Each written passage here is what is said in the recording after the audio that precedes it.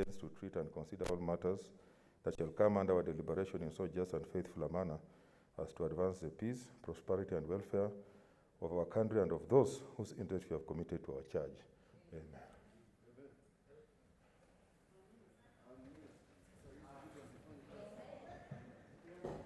Yes.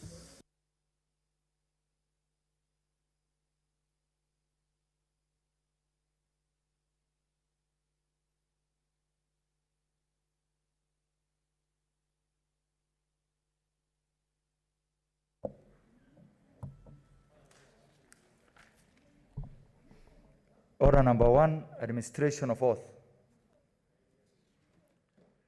Order number 2, communication from the chair. Order number 3, messages. Order number 4, petitions.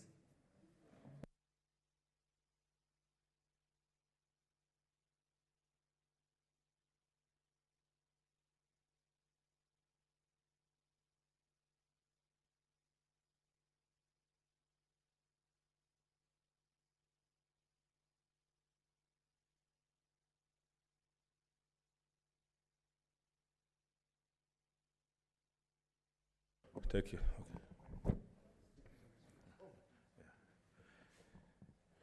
Honorable Senators, I hereby report to the Senate that a petition has been submitted through the clerk by Mr. Kinutai Arap Chelule and 2 other residents of Kericho County concerning Mudhoroni land LRN 3977 and 3978 in Kericho County and related issues.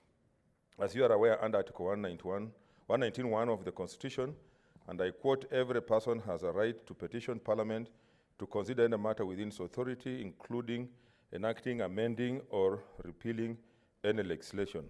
Honorable Senators, the salient issues raised in the said petition are that these residents have faced issues of insecurity owing to land border disputes between the Kisumu and Kericho counties, the perennial intercommunal rivalry between the Kalenjin and the neighboring Luo community has been fueled by land problems which have, in some cases, escalated to community clashes.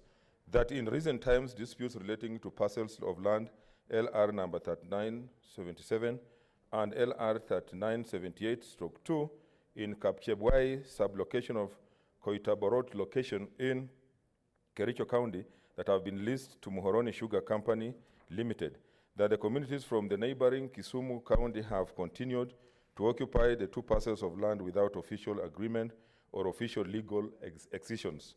That the continuous alleged provocative actions by the county government of Kisumu, including creation of signposts, drilling water, construction of ECD classrooms, and tree planting in a disputed land area, and the lack of compensation to Kipsig's community, who are the alleged legitimate owners of the land LR number 3978/2, continue to fuel animosity between communities living in the area, and that owing to the above stated issues, the land is emotive and culturally sensitive, and if not resolved, emotions may flare up among affected communities. That the petitioners have made the best efforts to have this matter addressed by the National Land Commission, the Independent Electoral and Boundaries Commission, and Kenya National Cohesion and Integration Commission with no success. The petitioners therefore pray that the Senate intervenes and investigates this matter with a view to making appropriate recommendations to ensure that these issues are resolved between the communities living in the area. 6 honorable senators, pursuant to Standing Order 231, I shall now allow comments, observations, and clarifications in relation to the petition for not more than 30 minutes. Senator Cheriot. Thank you, Mr. Speaker. Mr. Speaker, this is a very important issue that these petitioners are seeking the intervention of this House in trying to resolve. Mr. Speaker, I said here a few weeks ago when I think our colleague Senator George Aniri, the Senator for Vihiga, brought before this House a similar matter with regards to boundary disputes between Kisumu and Vihiga County on the unbecoming behavior of, unfortunately, our former colleague but now Governor of Kisumu, Professor Peter Anyang' Nyong'o. Mr. Speaker, at that particular time, I reminded this House that it was important for us to keep in check governors who, having failed in their court duties, want to be excited and to reawaken their political careers by engaging in such emotive issues as the one that is being canvassed before us. Mr. Speaker, Muhoroni Sugar Company sits on the boundaries between Kericho and Kisumu County. Of all the counties that surround Kericho County, Mr. Speaker, Kisumu is the one that we share the largest boundary, and we have coexisted peacefully for so many years. Even last term, Mr. Speaker, when Kisumu County had a different governor, this issue never arose. But recently, because of the activities of the current governor, where he's interested in the parcels of land that have been listed, and their LR numbers you have listed there, he keeps on showing up at villages that are squarely in the heart of Kericho County and putting up signposts saying, as Kisumu County government, because the people that live there are from the Luo community, but are residents of Kericho County, Mr. Speaker. And we have equally members of the public who are of a Kipsigis community, but live in Kisumu County. That's how good and friendliness our neighborhood practices go, Mr. Speaker. But because Professor Peter Anyang' Nyong'o wants to engage himself in this very unfortunate dispute and is doing it at a very difficult time in our country with all the challenges that we are having, he keeps on showing up in a village called Pokwa, and he puts up signposts saying the county government of Kisumu is going to do a water project here, we are going to do a road, and these kind of things. And this causes great animosity amongst this community that has coexisted peacefully for more than 100 years. Therefore, Mr. Speaker, I want to urgently request that our committee that we shall delegate to handle this particular petition, Mr. Speaker, visits the area as a matter of urgency, assures the residents that one, that sanity shall continue to prevail because maps exist to be able to show where these parcels of land belong, and maps that date back to the colonial times, Mr. Speaker. Therefore, there is absolutely no reason why the county government of Kisumu should be engaged in this kind of activities. Therefore, Mr. Speaker, I plead with you, in the last 2 months, we have lost more than 5 Kenyans because of border conflict that should never have a reason if the county government of Kisumu had not engaged himself in this kind of atrocious activities, Mr. Speaker. Therefore, I plead that this matter be treated as urgent, that the specific or aligned committee for to handle this particular petition does their visit before we even have our annual break for the long holidays, Mr. Speaker. Thank you.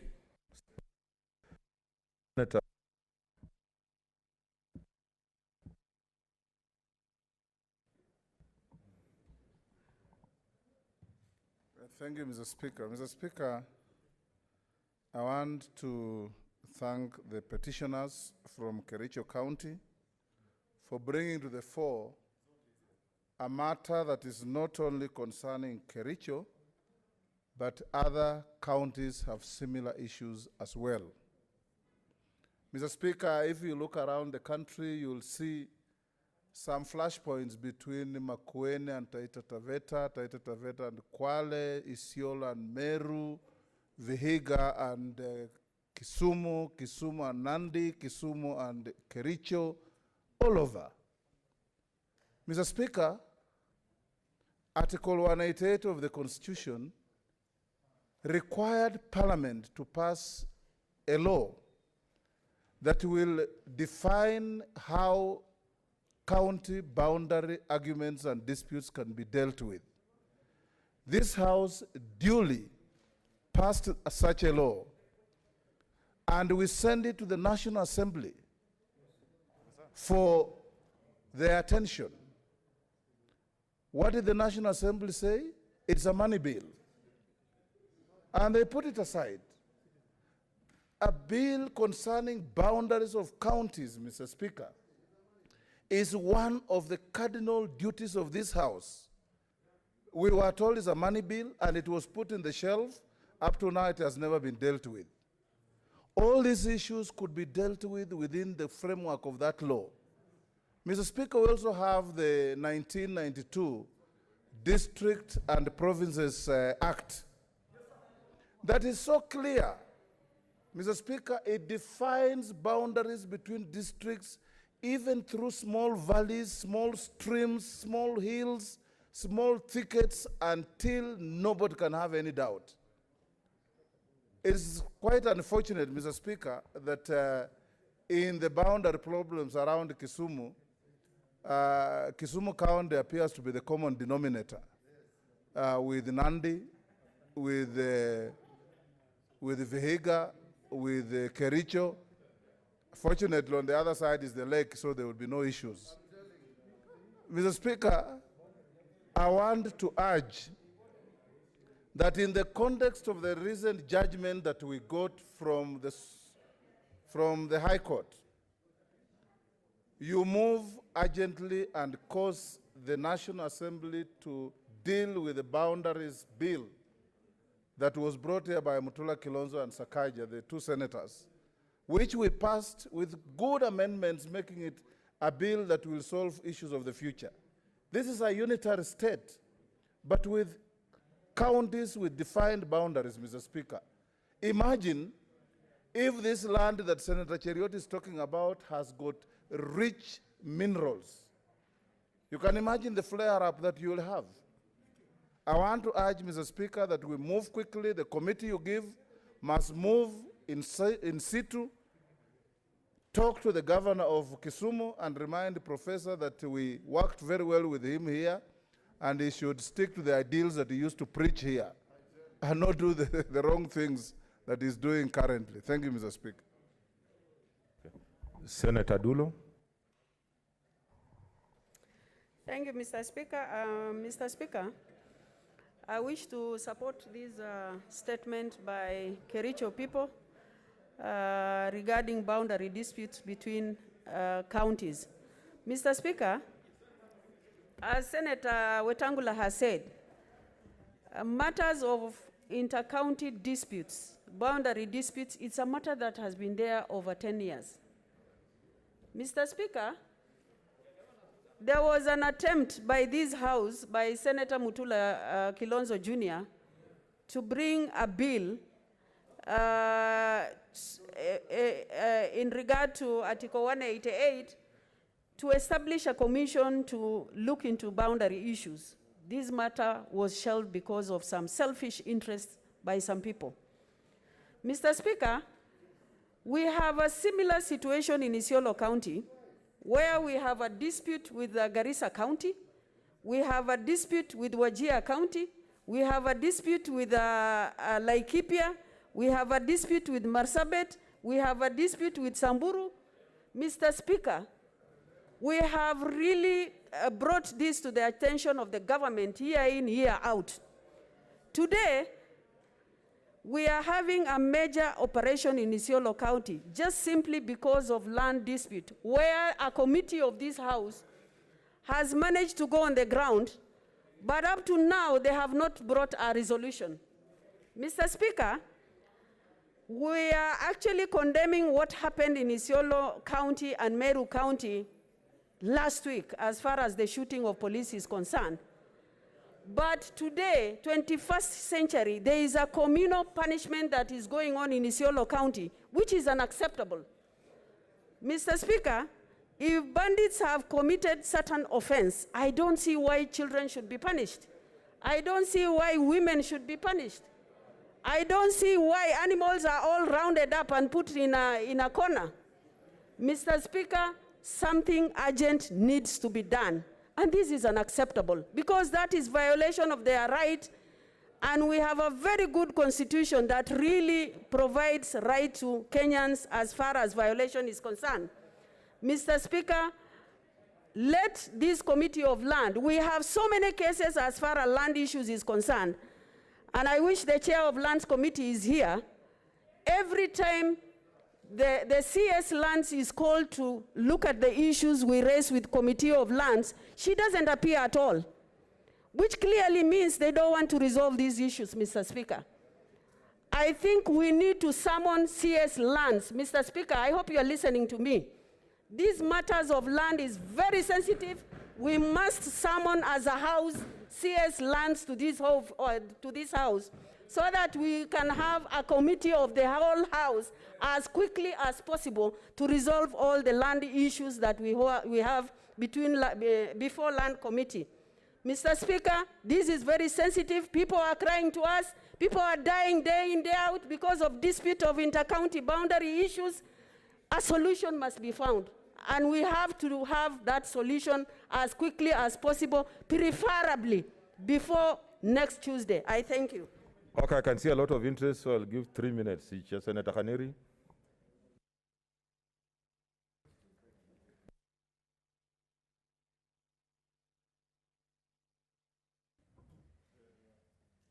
Mr. Speaker, I want to thank you for the opportunity to make my comments on this petition. And I will start by hailing Mr. Kimutai Arap Chelule for bringing this petition to the Senate and for having confidence that the Senate may be able to solve the issue.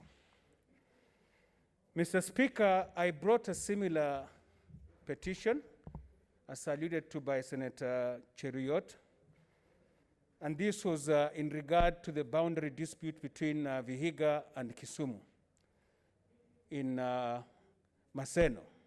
There's also another dispute in Kiboso. I thought I was the only one having problems with Kisumu, my neighbors. But I can see they seem to have a problem with all their neighbors, to the south, to the north, to the east, and to the west. Mr. Speaker, Professor Nyang' Nyong'o is a personal friend, my very, very good friend, a former colleague, and he was my teacher at the university when I was doing my master's program.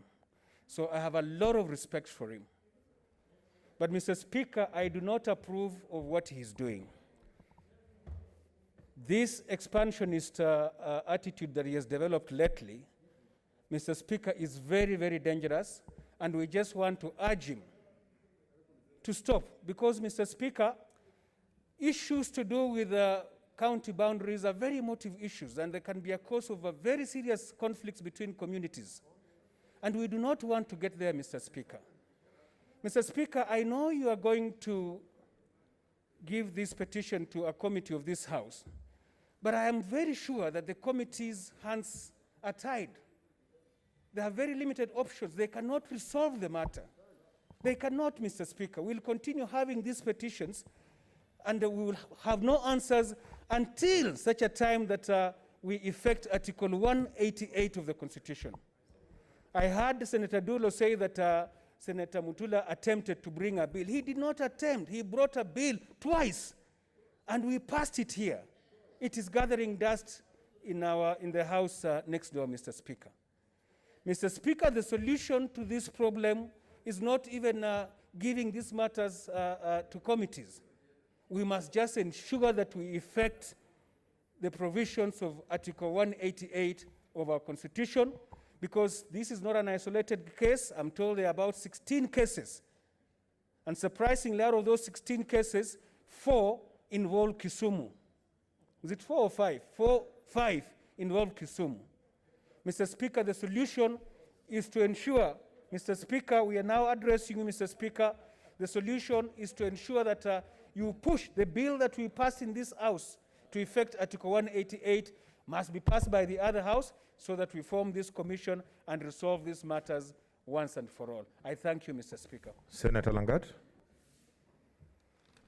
Thank you, Mr. Speaker, for also giving me this opportunity to make my contribution on this very important petition from Kericho County. I want to say, Mr. Speaker, that land issues are very emotive and they should be handled seriously. And I would really wish that Mutula bill had succeeded, because these particular issues could not be giving us these problems throughout actually. Yeah, the challenge is in the other side. That is what I mean. So I want to say that the other side is a great letdown to this particular House on such matters, And I would wish that they understand, but because we are handling issues affecting our counties directly. And I want to say one thing here before I say to Mr. Speaker. What's your point of order, Senator Wetangula? Mr. Speaker, could the distinguished senator for Bomet say what he means and mean what he says, because he's saying the other side and pointing to this side. And saying there's a big letdown to this house. I hope he doesn't mean this side. Thank you, Mr. May I clarify that I would wish the National Assembly had understood the importance of this particular bill so that it assists us in handling matters to do with land. And I want to say, Mr. Speaker, that if we study very clearly about issues to do with post-election violence, for example, post-election violence has always been triggered by maybe disputes on election matters, but the underlying issues are always to do with land.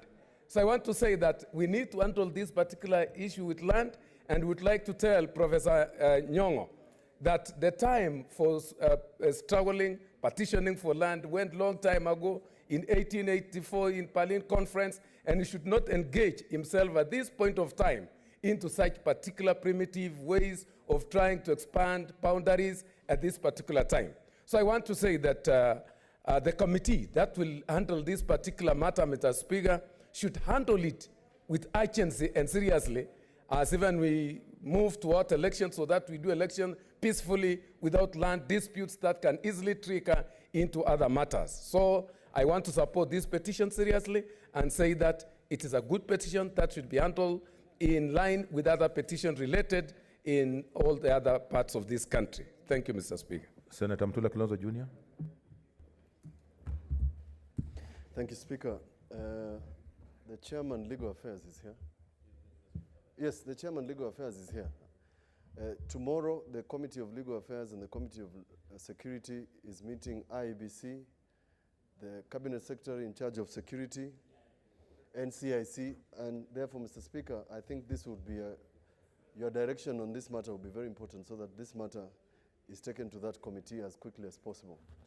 But I agree with Senator Haniri. And in the reports that are already at that committee, both NCIC, IBC, and the ministry, Mr. Speaker, have admitted that under the Constitution, there's nothing they can do. Mr. Speaker, following the advice of your senator, Senator Bungoma, one of your legacies, other than the formula, will be to find a formula for disputes of boundaries. And I'm pleading with you, in the meetings that you have had with your brother from the sister house, Mr. Speaker, that the question of boundaries be anchored into law during your tenure. It's important. And it's not a money bill. And it will never be a money bill, because boundaries of counties are matters concerning counties. It's actually so logical. Mr. Speaker, we are counting on you to find for us on this one something that we can do as quickly as possible to ensure that these boundary disputes, a formula is found. In fact, the formation of an independent commission in the Constitution is only for purposes of altering the boundary.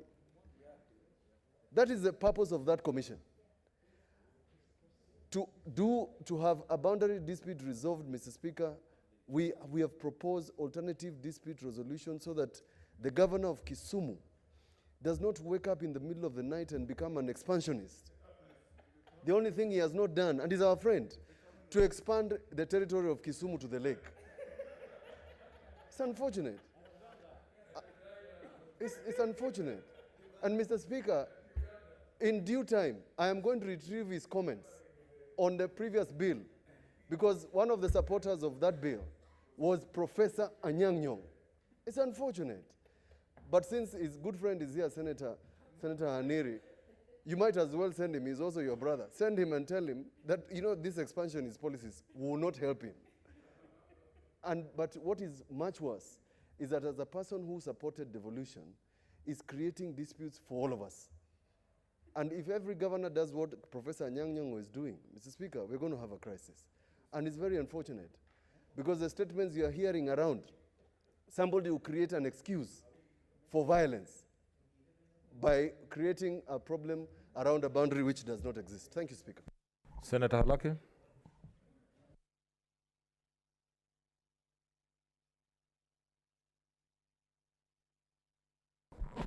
Thank you, Mr. Speaker. Mr. Speaker, I rise to support the petition by Mr. Chelule and congratulate him for taking this bold and decisive action to come to the Senate.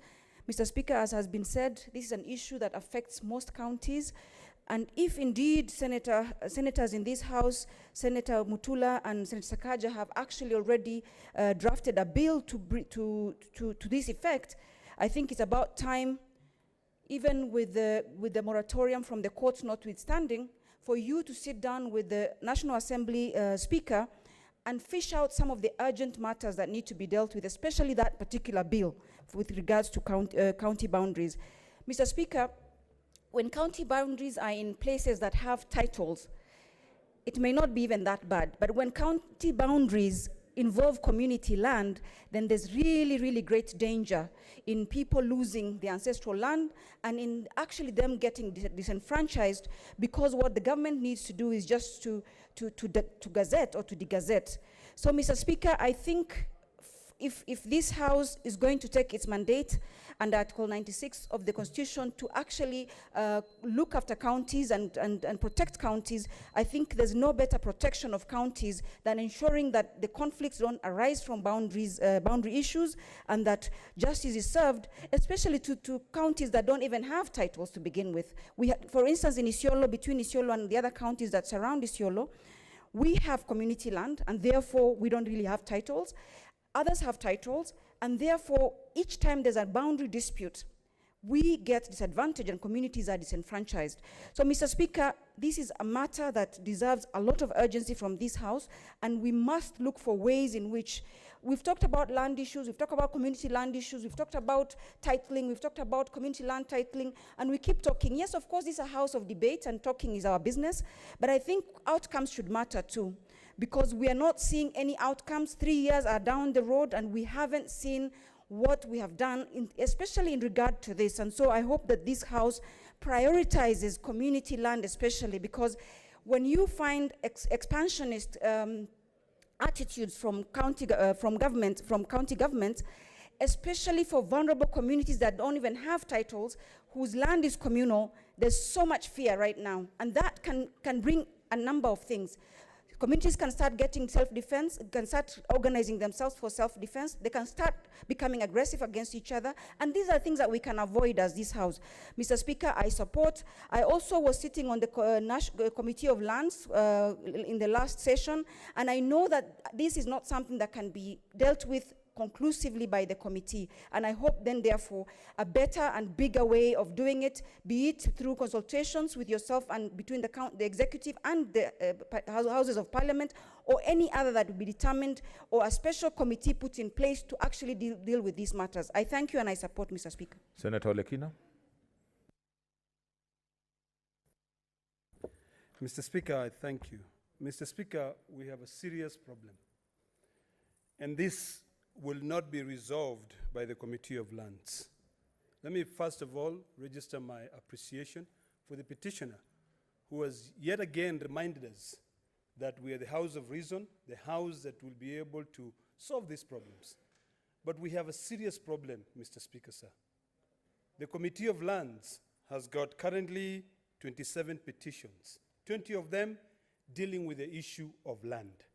The Committee of Land has currently got 30 statements, which all have to deal with the issue of lands. The issue of the petition, Mr. Speaker, is that there is a time frame of about 60 days that they have to complete this. Mr. Speaker, sir, I'd like to beseech you to look at ways that this can be resolved through an ad hoc committee, bringing all these 27 petitions. If you were, Mr. Speaker, to then commit this petition to the Committee of Lands, it will make it 28. Mr. Speaker, when we walked into this House, I received a phone call from a gentleman called Dominic Olonana from Kilgoris, also complaining about the issue of land, the issue of the land registry in Kilgoris, saying it is causing a lot of problem. Currently, Mr. Speaker, we have a problem between the boundary of Narok and Migori. We have land which has been adjudicated, and when you look at the adjudication, that land is in Narok County, but the administration of that land is in Migori County. So, Mr. Speaker, these are things that we are not the first people to see this. When you go back and you look at some of the recommendations by the Ndongo report, one of them was that they had to bring all those legislations that dealt with the issue of land. By then, there were around 40 of them that deals with the issue of administration, land use, ownership, you know, and to a far extent, the issue of boundary dispute. So, Mr. Speaker, I would like to beseech you that this is the moment that we deviate, we go outside the norm, we start thinking outside the box. You know, get an ad hoc committee, let's sit down on this, bring all those petitions. That is the only way, Mr. Speaker, that the people of Kericho will get justice. The people of Narok, Kilgoris, when you go to Elangaro Sain, you go all the way to Migori, that's the only time that these people will be able to get justice. Because this House, if we do not take that direction, and I want to remind you, Mr. Speaker, what my colleague, Senator Mtula, reminded you. This is a time for legacy, Mr. Speaker. You know, history will be written, and you stood firm in terms of the issue of revenue. Now, you've got another opportunity. Think outside the box, Mr. Speaker, because this issue, where now we're talking about expansions, theories, and being made practical, it will really cause a lot of problems. You know, land is a motive. People are talking about land causing fracas around the country. This is your time, Mr. Speaker, and I know you'll rise to the occasion. I thank you. Senator Rose Nyamunga.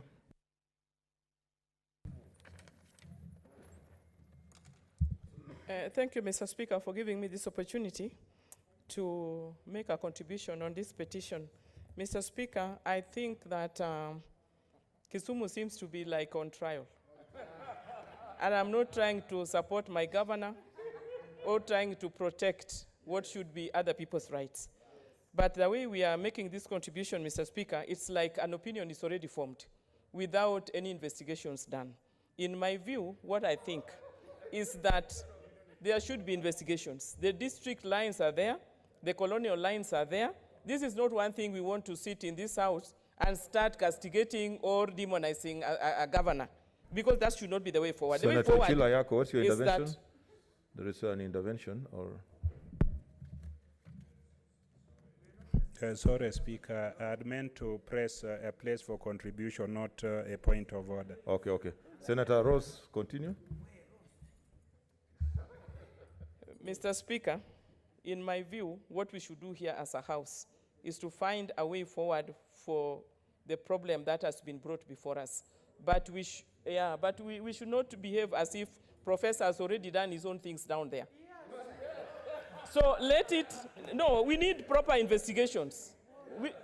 Bipartisan. We want a bipartisan investigation that will come up with the districts are known. Everybody knows where the districts stand and end. And I may not have been in a position to get the full details of this petition, but... What's your point of order, Senator Wetangula? Point of order.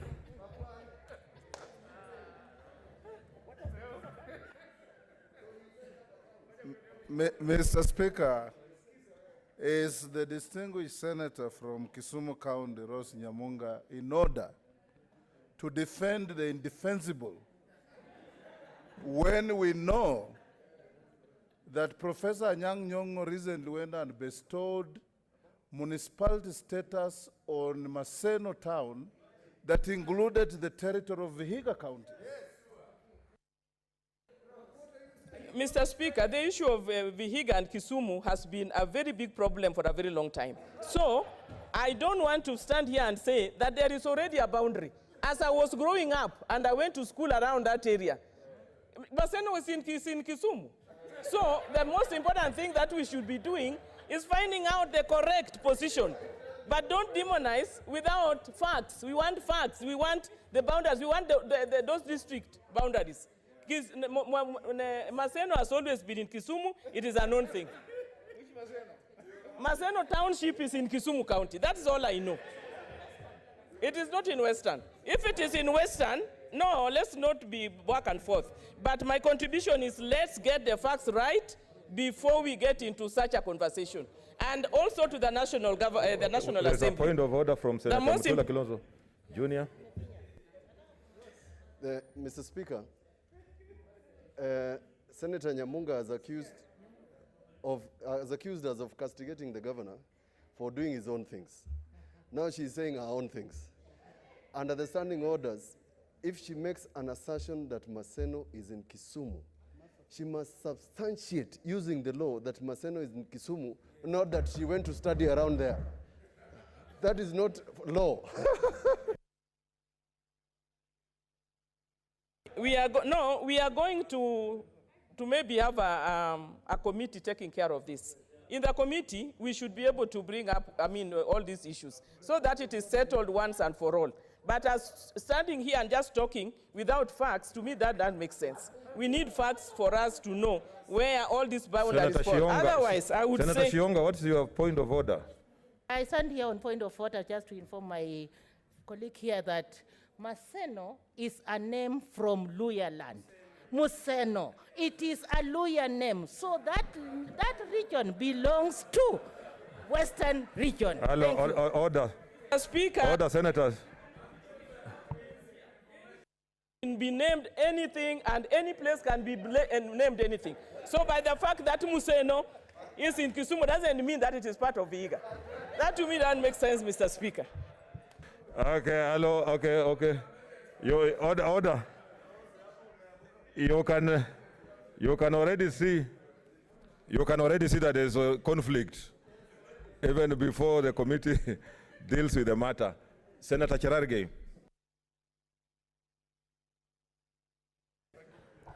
Thank you, Mr. Speaker. Sir, I want to congratulate the petitioner from Kericho County and say this issue of boundary is a very serious issue, and I hope our colleagues in the National Assembly should prioritize this bill by Senator Mutula Kilonzo Jr.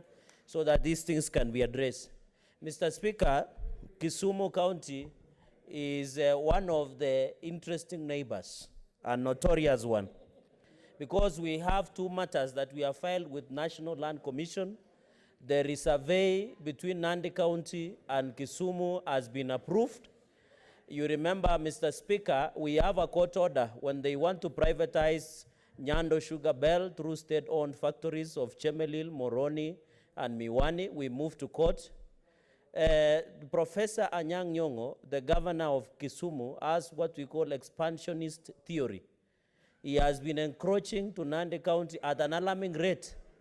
But as we have prevented ourselves, Mr. Speaker, because we are slow to anger, as the Bible has advised us, that this issue of boundary, and that is why the court in Eldoret gave us a court order to stop the privatization and sale of state-owned factories. Because they claim, one of the factories that were being claimed, like Chemelil and others, is because that land is in Nandi County. And that matter National Land Commission has approved. Even Chemelil, Mr. Speaker. So I don't know the theory, because I'm told now they have expanded to Western Kenya. They are now expanding to Kericho. I don't know the conquer of Professor Anyang' Nyong'o or the conqueror. He wants to achieve what Alexander the Great was doing in the yesteryears, Mr. Speaker. So, Mr. Speaker, I think I agree with colleagues that going forward, we need an ad hoc committee that will come and sit and we discuss on how we can resolve these issues of boundaries between counties. And you remember, Mr. Speaker, this also affects even taxation, even how counties collect their own source revenue. Because when some of, like Maseno, if you have a dispute, like between Vihiga and Kisumu, how will you collect? For example, we have a dispute between Nandi and Kisumu. So, Mr. Speaker, I think the only way forward is to have an ad hoc committee to look on the issues of boundaries, even between Kericho and Kisumu. I think, Speaker, it's the high time that the National Land Commission must be involved. The Ministry of Lands must be involved, because this issue of boundary dispute will spiral into something that we do not wish. Finally, Mr. Speaker, I want to agree that going forward, as regions who have a problem along the borderline, we shall continue to maintain peace and calm as we try to look for amicable solution. And I want to call upon my colleagues, my brother, Senator Kaniri from Vihiga, Senator Aaron Cheria, Senator Dula, and many other senators who have a problem with boundaries, we must resolve that. Even as we try to resolve this matter of boundary, we must resolve in a peaceful and an amicable solution so that our communities can continue to live peacefully. I don't have a problem having people from Kisumu living in Nandi. They don't have a problem people in Kisumu, in Nandi, living in Kisumu by the boundary. So, Mr. Speaker, let us undertake to maintain peace across our disputed boundaries so that as a nation we can move forward. I thank you, Mr. Speaker, sir. Okay, honorable senators, I see there's still a lot of interest, but you know we are constrained with time. We still have the presidential speech to continue. And therefore, pursuant to Standing Order 2321, the petition should be committed to the relevant standing committee for its consideration. In this case, I direct that the petition be committed to 3 committees: the Standing Committee on Lands, Environment and Natural Resources, which will take the lead, Justice Committee, and National Security. And they must report back within 3 weeks. I know we'll be going on recess, but they should work and have a report within 3 weeks. And I also want just to inform the House that we have started communication with my colleague in the National Assembly to look at all the petitions that have been lying there with the bills, with a view to having us review the positions taken. Already yesterday we discussed over 38 bills that will be coming to the Senate, including the CDF one. Next order. Order number 5, papers.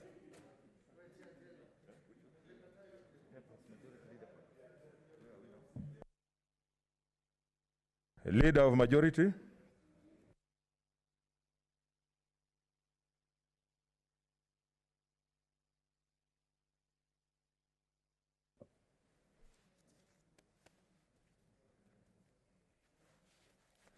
Mr. Speaker, sir, I beg to lay the following papers on the table of the Senate today, Tuesday, 24th November 2020. 1, report on the Auditor General on the financial statement for the County Assembly of Nyandarua for the period ended 30th June 2019. 2, report of the Auditor General on the financial statements of the County Executive of Nyandarua for the year ended 30th June 2019. 3, report of the Auditor General on the financial statements for the Nyeri County Executive for the period ended 30th June 2019. 4, report of the Auditor General on the financial statements of the Nyeri County Assembly for the year ended 30th June 2019. 5, report of the Auditor General on the financial statements of the Laikipia County Assembly for the year ended 30th June 2019. 6, the Auditor General, the report of the Auditor General the financial statements of the Laikipia County Executive for the year ended 30th June 2019. 7, report of the Auditor General on the financial statements of the County Executive of Bomet for the year ended 30th June 2019.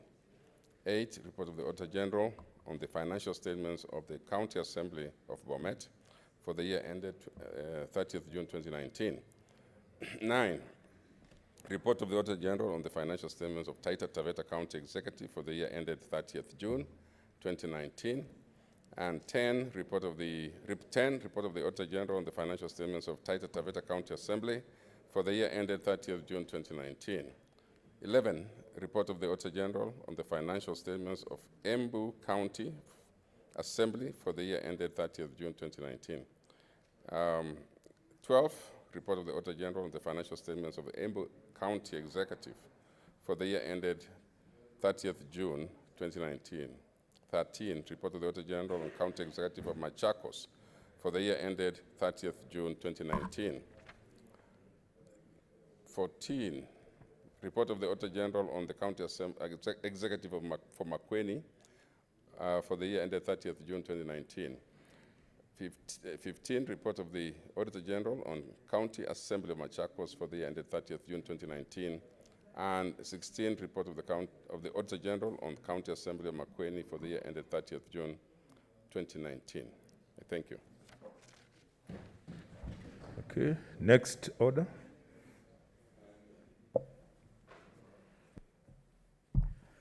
Order number 6, notices of motion.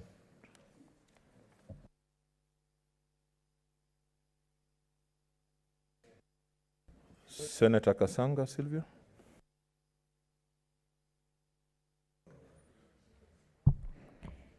Thank you, Mr. Speaker. I beg to give notice that whereas Kenya is a multi-ethnic and multiracial country with rich and diverse cultural resources, such as traditional medicine and foods, arts, craft, music, dances, dress, among others, aware that the Constitution in its preamble acknowledges the cultural diversity of the Kenyan people, who are determined to live in peace and unity as one indivisible sovereign nation, whilst Article 11 of the Kenyan Constitution recognizes culture as the foundation of the nation, and Part 2(4) of the 4th Schedule appoints cultural activities as a function of county governments, noting that while the Department of Culture under the Ministry of Sports, Culture and Heritage has been playing some of the key roles in promotion of cultural integration, formulation of policies and standards that will guide the development of culture, little information on existing policies has been made available to the Kenyan public. Acknowledging that culture performs a significant role in the life of a child, the cultural background in which a child is brought up affects the totality of his or her life's activities, and concerned that our children are losing their sense of identity due to the negative influences due to inadequate cultural identity catalyzed by globalization, which has led to catastrophic consequences to the next generation as experienced in our country, where a majority of young people are showing symptoms of feeling suicidal, anxious, feeling of hopelessness, anger, violence, and feeling isolated and paranoia. Now, therefore, the Senate urges the Cabinet Secretary, Ministry of Sports and Culture and Heritage, to formulate cultural development policies and initiatives to inculcate stronger community values, safeguard Kenya's heritage, recognize local heroes, and promote socio-cultural opportunities in the counties. 2, formulate strategies to create an enabling environment for the protection and promotion of diversity of cultural expressions in all counties. And 3, partner with the Council of Governors on formulation and implementation of policy in accordance with Part 2(4) of the 4th Schedule of the Constitution. Thank you. Okay, next order.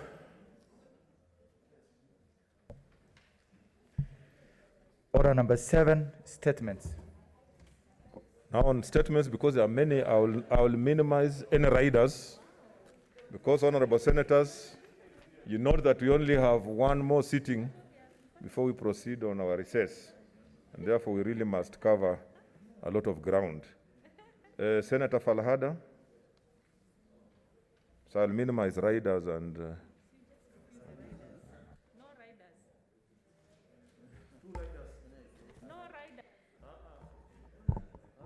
Thank you, Mr. Speaker, for giving me this opportunity. And Mr. Speaker, I rise pursuant to Standing Order 47(1) to make a statement on an issue of a general topic concern, namely the effectiveness of emergency medical services during the COVID-19 pandemic. Mr. Speaker, Kenya is currently experiencing the second wave of coronavirus infection. The country has recorded hundreds of new cases in recent weeks and high death toll rise since easing of the protocols and guidelines intended to reduce transmissions.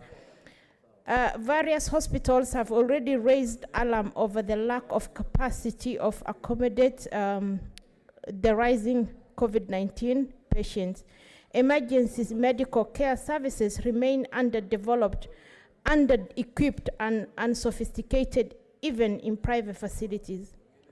Mr. Speaker, one of the key challenges that emergency medical care services in Kenya is facing is lack of resources. Most counties in Kenya do not have adequate ambulance services.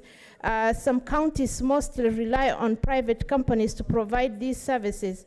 As a result, most Kenyans and residents have been prompted to transferring patients to hospitals by private means due to the cost, scarcity, and the lack of well-connected, reliable central dispatch ambulance system in the country.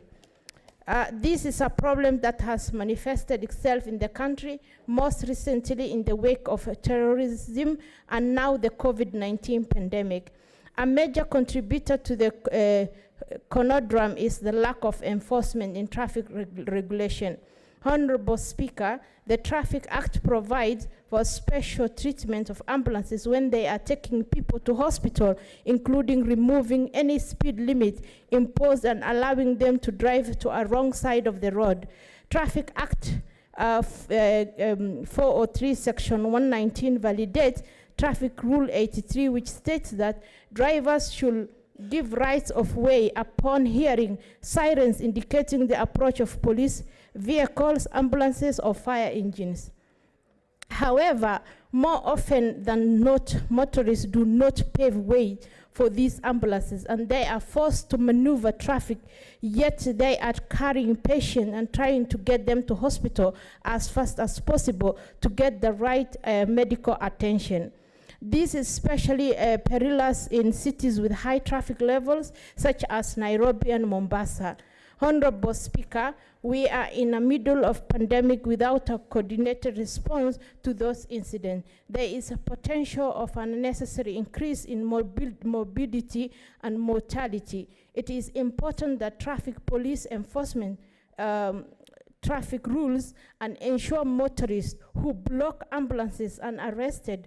Further, I propose that Kenya temporarily designate special lanes, especially on the highways, for ambulances. Thank you, Mr. Speaker. Good. We said no riders. Order, senators. 1 will be 2, 2 will be 3. Already I have 5. I think, let me seek your indulgence, because, like I said, we only have 1 more sitting to go. Yes. And we have these other matters to deal with. So I think let's just commit, please understand. Senator Transoya, Senator Locorio, Senator, so I'm deferring those ones that, Senator Omanga, what is happening? You're looking very swift today.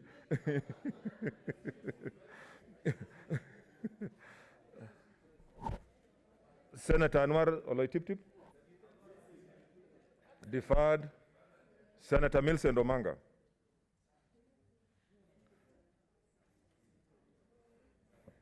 Thank you, Mr. Speaker, sir. I've got so many statements, I don't know which one to start with. The PS, okay. Can I do both of them? Okay. Proceed. Can I do the 2 statements? Proceed. Okay. Thank you. Let me start with this one for hustlers. Thank you, Mr. Speaker. I rise pursuant to Standing Order 48-1 to seek a statement from the Standing Committee on Roads and Transportation regarding the state of public service vehicles sector during the COVID-19 pandemic. In the statement, the committee should explain the plans the government has to ensure a transition by PSV from carrying 60% passenger capacity to 100% is effected, as has already been done in the airline and industry. Outline the sensitization program being undertaken by government to PSV operators and passengers that will ensure that continued strict adherence to health protocols is maintained. Number 3, state the penalties contemplated by government, if any, to be meted out on the operations who fail to comply with the laid down protocols. And lastly, outline the measures being undertaken by government in terms of policy to cushion the PSV industry from severe losses going forward. Thank you, Mr. Speaker. Okay, your next one. Mr. Speaker, sir, I was requesting if maybe members would contribute on my first statement, because as it is, as it is, Mr. I gave a direction PSV on are that. doing 60% and airlines are doing 100%. So hustlers are really suffering, Mr. Speaker, sir. Read your next statement, Senator. Thank you, Mr. Speaker. Pursuant to Standing Order 48.1, I rise to seek a statement from the Standing Committee on National Security, Defense and Foreign Relations on the rampant cases of insecurity in Nairobi CBD. In the statement, the committee should outline what the government is doing to curb cases of mugging, pickpocketing, phone grabbing, and other petty offenses which have lately become very rampant in the CBD. Explain the complacency of inability by the police to contain the menace, considering the allegations that the police are protecting the gangs, and the state the measures to hold accountable officers who will be found culpable of providing protection to the criminal gangs. Lastly, the state whether the government is aware of the claims that some members of the street families are part of those engaging in crime in the CBD, and if so, state what measures are in place to investigate and solve the matter. Thank you, Mr. Speaker. Thank you, Senator. Senator Musurve, next statement.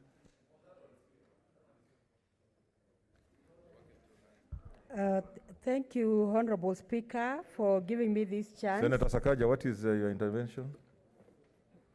Mr. Speaker, I just beg your indulgence. Those statements touch on my county and they're extremely critical to add 2 points that the committee should look at. If you could kindly allow. Because Senator Omanga from my delegation has asked a question, I would just want 2 more issues that are urgent to be added for the committee to consider. Mr. Speaker, if you look at the first question, we have an impending crisis. Mr. Speaker. 3 minutes, yeah, please. 3 minutes are more than enough, Mr. Speaker. Mr. Speaker, we have an impending crisis in this city. I remember a year ago, or 2 years ago, before the governor of Nairobi transferred functions, I took him to court when he banned matatus from the CBD.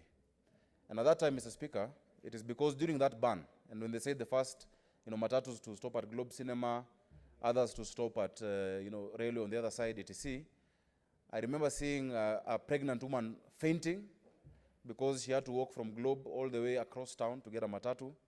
People going to hospital, coming all the way down from Mudurwa.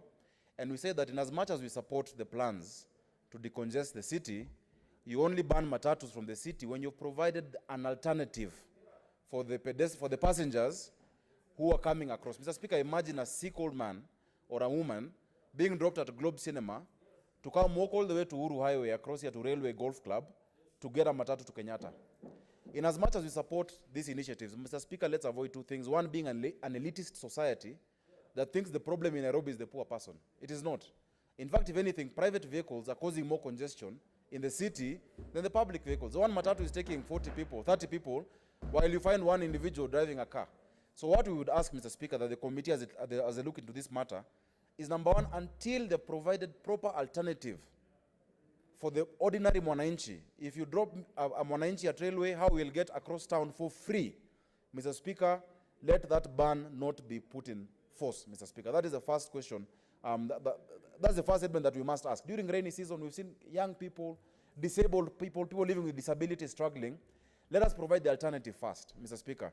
And let's have a human mind. And I've told NMS that they must stop behaving as if they cannot work with other leaders. Let them work with leaders, the MPs, the senator, the MCAs, to come up with these solutions. Otherwise, Mr. Speaker, it is not just mechanical interventions that can give solutions to this city. Mr. Speaker, we are having many demolitions now coming back without any human face. So I want to support Senator Omanga. We want to hear what their plans are in dealing with this sector. I have asked the matatu industry, and they came to me. I told them to be patient and not to call a strike. They were about to ground all transport from Monday, and I've pleaded with them to just hold until we get them to sit together with the NMS. But it looks like NMS is not ready to sit with them. They are not picking calls. I don't know what has happened to them. I am appealing to them from the floor of this house to listen to these people. Everybody has a space. Even the border person has a right to exist in this city, just give them the proper way to do their trade. They're also feeding their families, and they're also trying to earn a living.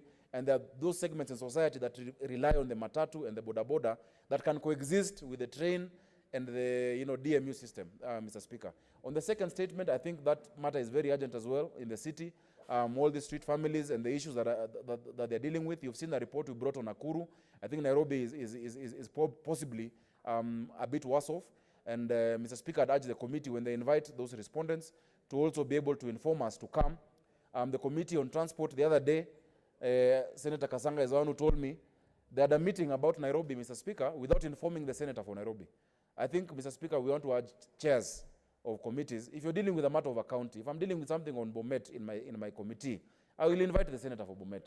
I can't deal with something on Nairobi without inviting the senator of the city. They had a meeting with NMS, and I was just being told during the meeting to join that meeting, Mr. Speaker, and I think that is unfair, and I must protest, because I have never done that to any senator as I chair. And all the committees I've chaired, I have the courtesy to inform you that tomorrow we have this matter that has come up, whether it is through you or through somebody else, as courtesy, Mr. Speaker. Thank you. Senator Musurwe, proceed.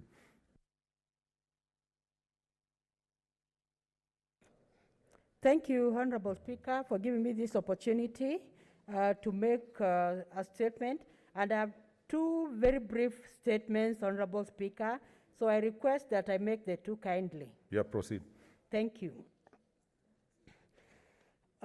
One is I'm requesting for a statement on accessibility to game parks and animal orphanages by persons with disabilities.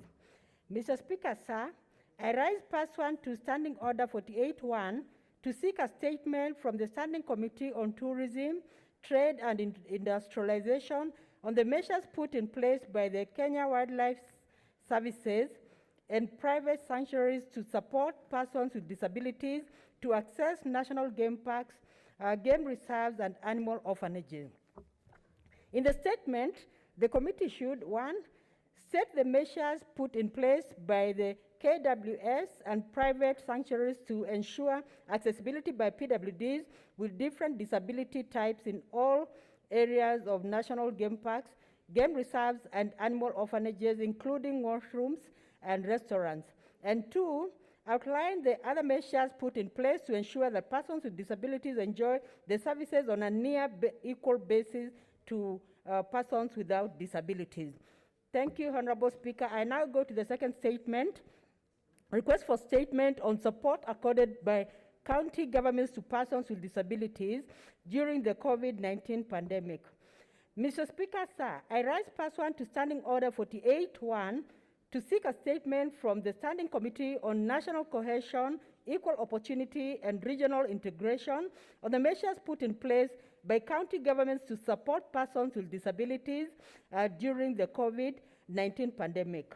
In the statement, the committee should, 1, provide a verified report of the statistics of PWDs living in each county by gender, age, and disability type. 2, set the measures the county governments have put in place to facilitate and support PWDs during the COVID-19 pandemic, including ensuring that children with disabilities continue to receive essential physiological services. 3, set the measures that the county governments have put in place to protect caregivers of children with disabilities and their guardians in line with the Ministry of Health COVID-19 protocols, guidelines, and finally, set the budgetary allocation set aside for PWDs in each county and how the funds have been utilized during the COVID-19 pandemic. Thank you, Honorable Speaker. Senator Okongo Mogeni.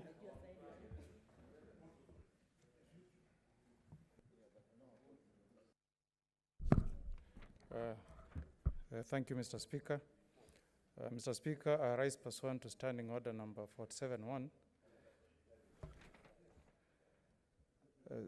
I rise pursuant to Standing Order 48-1, sorry, Mr. Speaker, to seek a statement from the Standing Committee on Health regarding the death of Ms. Mother Kemunto Ochoki at Nyamira County Referral Hospital.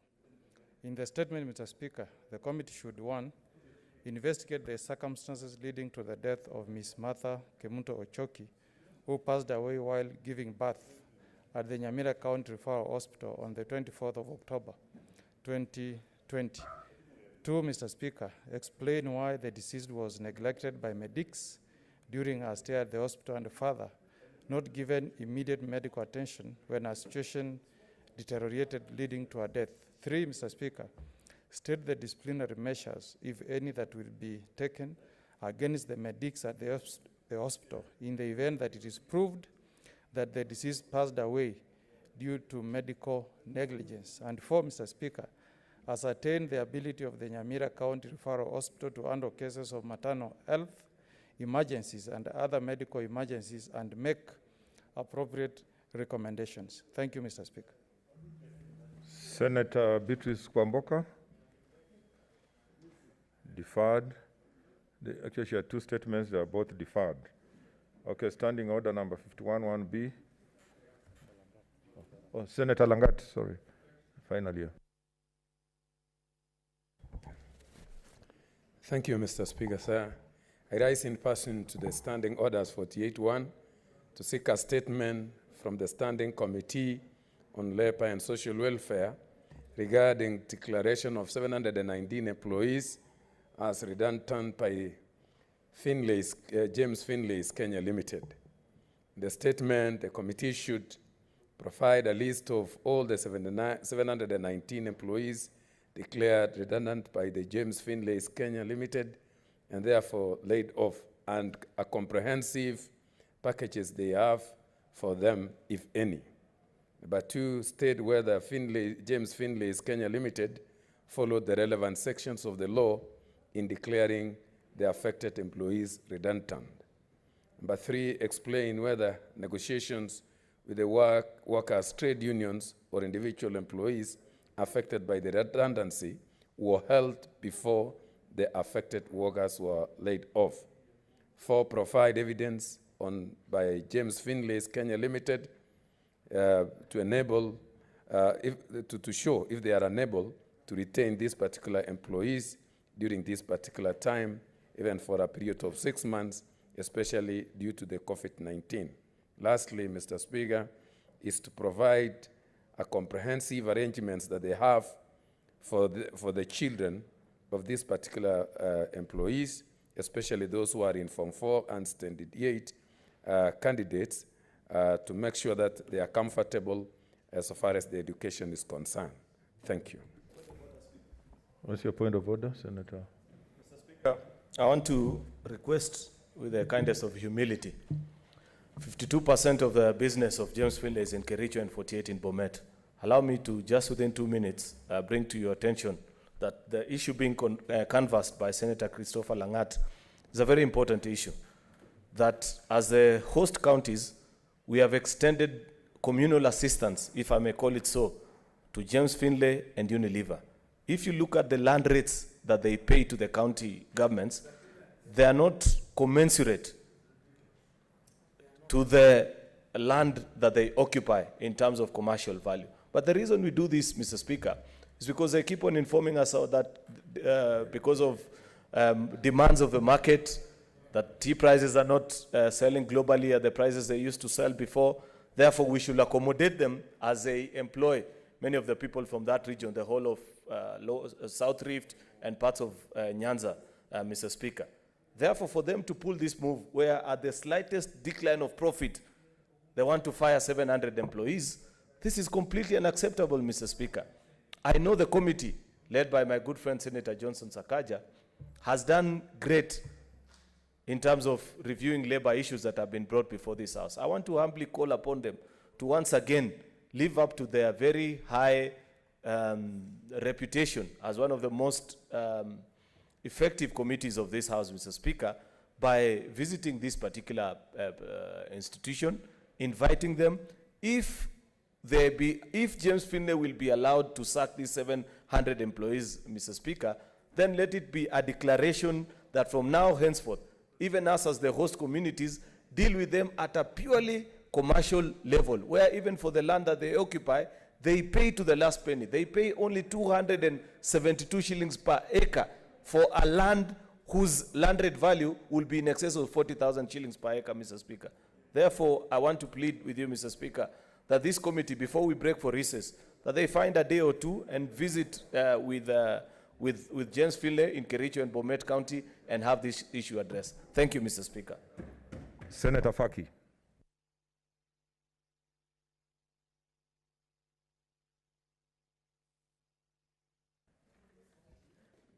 Thank you, Mr. Speaker, for giving me this opportunity to make a statement regarding the alleged transfer of Kenya Ferry Services to the Kenya Ports Authority. Mr. Speaker, sir, I rise pursuant to Standing Order number 47-1 to make a statement on an issue of general topical concern, namely the alleged transfer of Kenya Ferry Services to Kenya Ports Authority, KPA.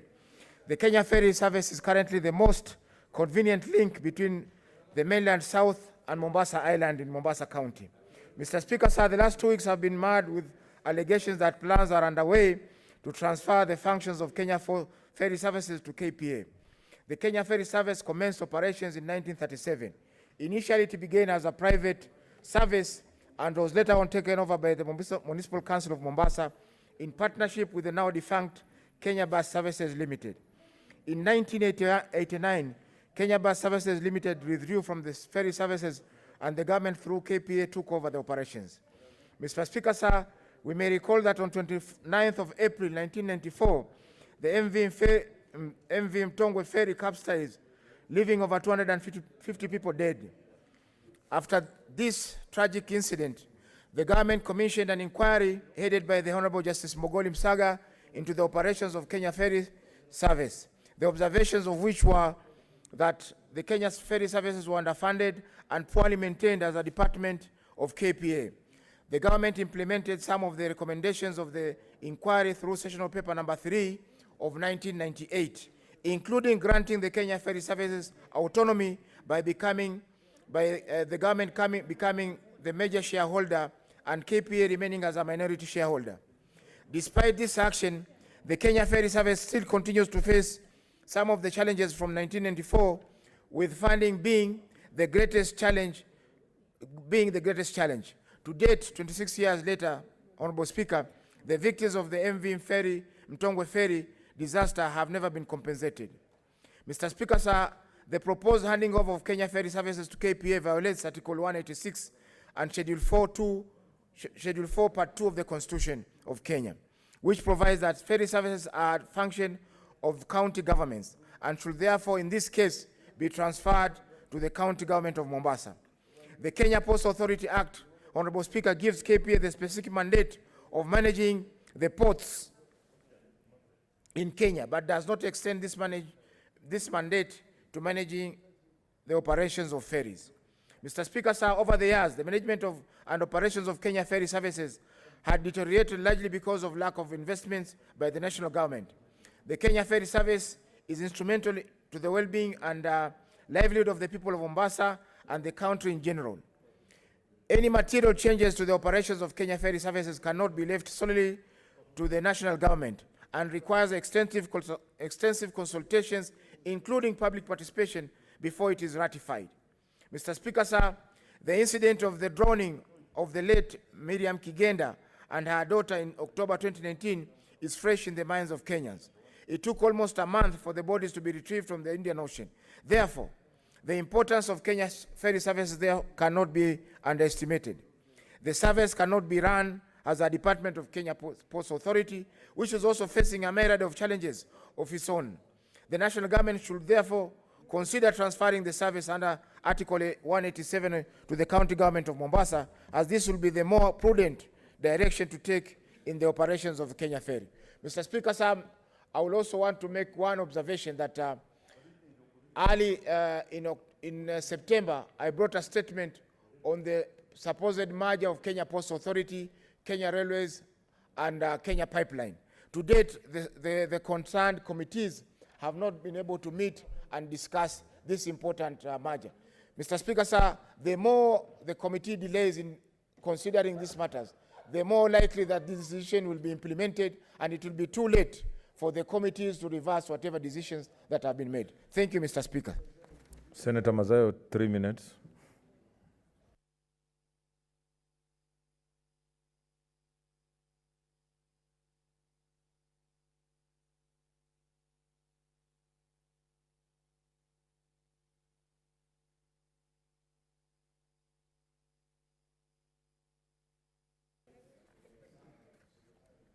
Asante Bwana Spika. Bwana Spika, Kenya Ferry Services ni kiungo muhimu sana cha kuweza kusafirisha watu wanaoishi katika maeneo ya pande mbili, kutoka Kwale na kutoka Mombasa. Na vile vile ni kiungo kimoja peke yake ambacho kinaweza kusaidia watu wa biashara vile vile kupita na vitu vyao. Bwana Spika, ni jambo la kusikitisha tukiona kwamba hivi sasa iko njama, iko mipangilio inafanywa kupitia kwa Wizara ya Uchukuzi ya kwamba wana haja ya kutoa mamlaka yote ya Kenya Ferry Services ili iwekwe pamoja na KPA kiwe kiungo kimoja, na KPA wao watakuwa na mamlaka ya kuweza kuifanya ile Kenya Ferry Services badala ya kuwa iko na mamlaka yake tofauti, lakini iwe kitu kimoja na iwe chini ya Kenya Ports Authority. Bwana Spika, sisi tunapinga mipango kama hii ambayo inafanywa kisirisiri bila kuweza kuhusisha wahusishaji wenyewe ambao wanahusika na mipangilio kama hii. Kenya Ferry Services kama tunavyoelewa, kazi yake inayofanya inaweza kufanywa hata na county government ya Mombasa. County government ya Mombasa iko na uwezo wa kuifanya kwa sababu katika ulimwengu mzima utapata ya kwamba activities za ferry ni activities ambazo zinafanywa na watu wa county. Maeneo yale madogo madogo ama zile serikali ndogo ndogo za pale wanapoishi. Lakini hivi sasa inataka kufanywa kama shirika alafu iwe department katika chini ya shirika la KPA. Hiyo tunapinga, tunasema haitafaa wala haitatusaidia, na ikiwa Kenya Ferry Services itabidi itolewe, basi tunasema ya kwamba itolewe na serikali isiwe na uwezo wa kufanya kitu chochote, bali ichukuliwe na ipewe county government ya Mombasa iweze kurani hizo services za Kenya Ferry Services. Asante Bwana Speaker. Senator Juma Boy, dakika 3. Asante sana Mheshimiwa Spika. Kwanza nashukuru kunipatia fursa hii ili niweze kuchangia. Mheshimiwa Spika, Kenya Ferry Services ni kiungo muhimu sana kwa watu wa Pwani. Na jambo kama ile ambalo alizungumzia Senator Faki wa Mombasa kuhusu Kenya Ferry ili iweze kuchukuliwa kupelekwa kwenye KPA, Mheshimiwa Spika, itakuwa ni jambo ambalo litakuwa si la usawa haswa katika nchi hii yetu ya Kenya. Mheshimiwa Spika, ukiangalia kinyume kabisa, sisi kama viongozi wa Pwani hatukuhusishwa na wala hakuna mtu yote ambaye anajua kwamba ferry hii itachukuliwa iwe maji na KPA. Mheshimiwa Spika, tungepewa fursa kama viongozi wa Pwani tuweze kuulizwa, tujue kama tutafanya nini kuhusu jambo hili la Kenya Ferry Services. Kwa hivyo Mheshimiwa Spika, naonelea kwa upande wangu mimi hili jambo liweze kusimamishwa kwa muda wa sasa, viongozi wote waitwe, tujadiliane kuhusu jambo hili la Kenya Ferry Services. Bila hivyo Mheshimiwa Spika, itakuwa ni shida kubwa sana kwetu sisi kwa watu wa Pwani. Afadhali ichukuliwe, ikabidhiwe county government ya Mombasa iweze kurun hii Kenya Ferry Services. Bila hivyo Mheshimiwa Spika, itakuwa ni shida sana kama sisi viongozi. Kwa hivyo sisi kama viongozi wa Pwani tunasema tushikamane pamoja na viongozi wengine tuweze kusuluhisha hili jambo. Sio lichukuliwe tu lishamuliwa kwamba Kenya Ferry iende na KPA. Asante sana Mheshimiwa Spika, na naunga mkono statement ya Mheshimiwa Faki. Senator Wetangula, 3 minutes, finally.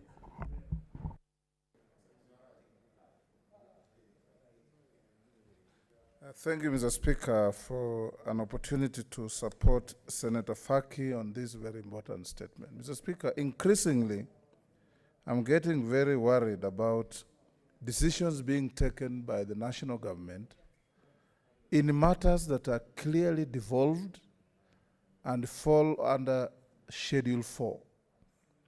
I keep on wondering, Mr. Speaker, and Attorney General Emeritus is here. During his tenure, even when we were ministers, if you wanted to make a serious policy statement, you first bounced it on the Attorney General for advice before you make such statements. When you say you are transferring ferry services to the Ports Authority, Mr. Speaker, has whoever is doing it read Schedule 4 of the Constitution? Article 5 of Schedule 4 clearly says ferry services are devolved functions. So how do we just lift them and pass them on to Kenya Ports Authority? Secondly, Kenya Ports Authority is established under an Act of Parliament, so are ferry services.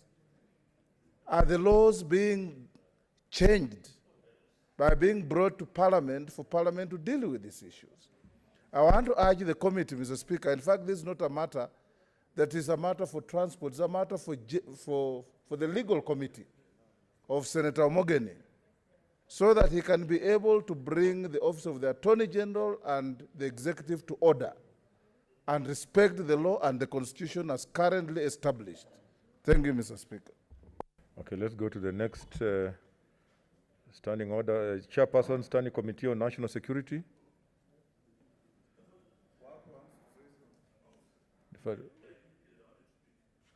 On which matter?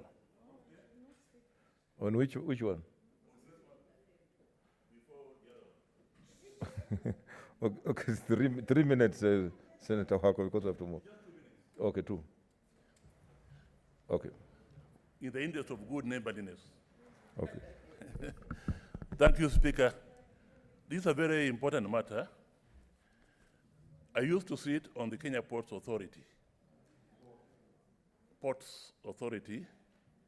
And at that time, the Ports Authority managed the ferry services, and the manager there was really an employee also of the Kenya Ports Authority.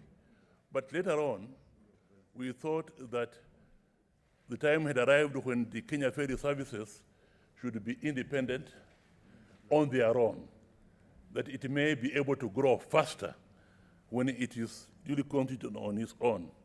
And that's why I sat on that board which decided to make it an to give birth to Kenya Ferry Services Limited. And I believe the first general manager was one Mr. Alex Leteipan. Yeah.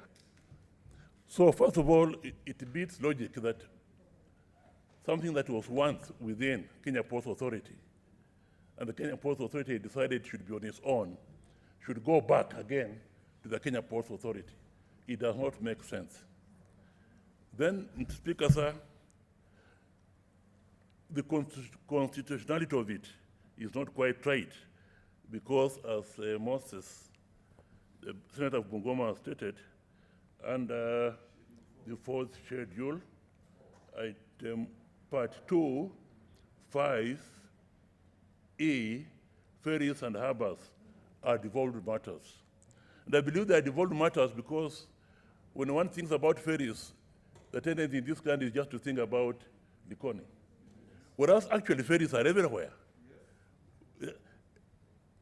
I think from Malindi, if you go to from Homa Bay to Rusinga Island and so on, you are using ferries. Everywhere there's a river, everywhere there's a lake, everywhere there's an island, we have ferries. And the idea really must be that the county government should be managing those ferries for the sake of, for the benefit of the people of those counties. And therefore, I do support my colleagues from Mombasa, from Coast, that they have a very good argument on this particular matter, and I support them. Okay, Chairperson, Standing Committee on National Security. Chairperson, okay, deferred. Chairperson, Standing Committee on Roads and Transport. Deferred. Chairperson, Sessional Committee, County Public Accounts and Investments Committee. Yes, Professor.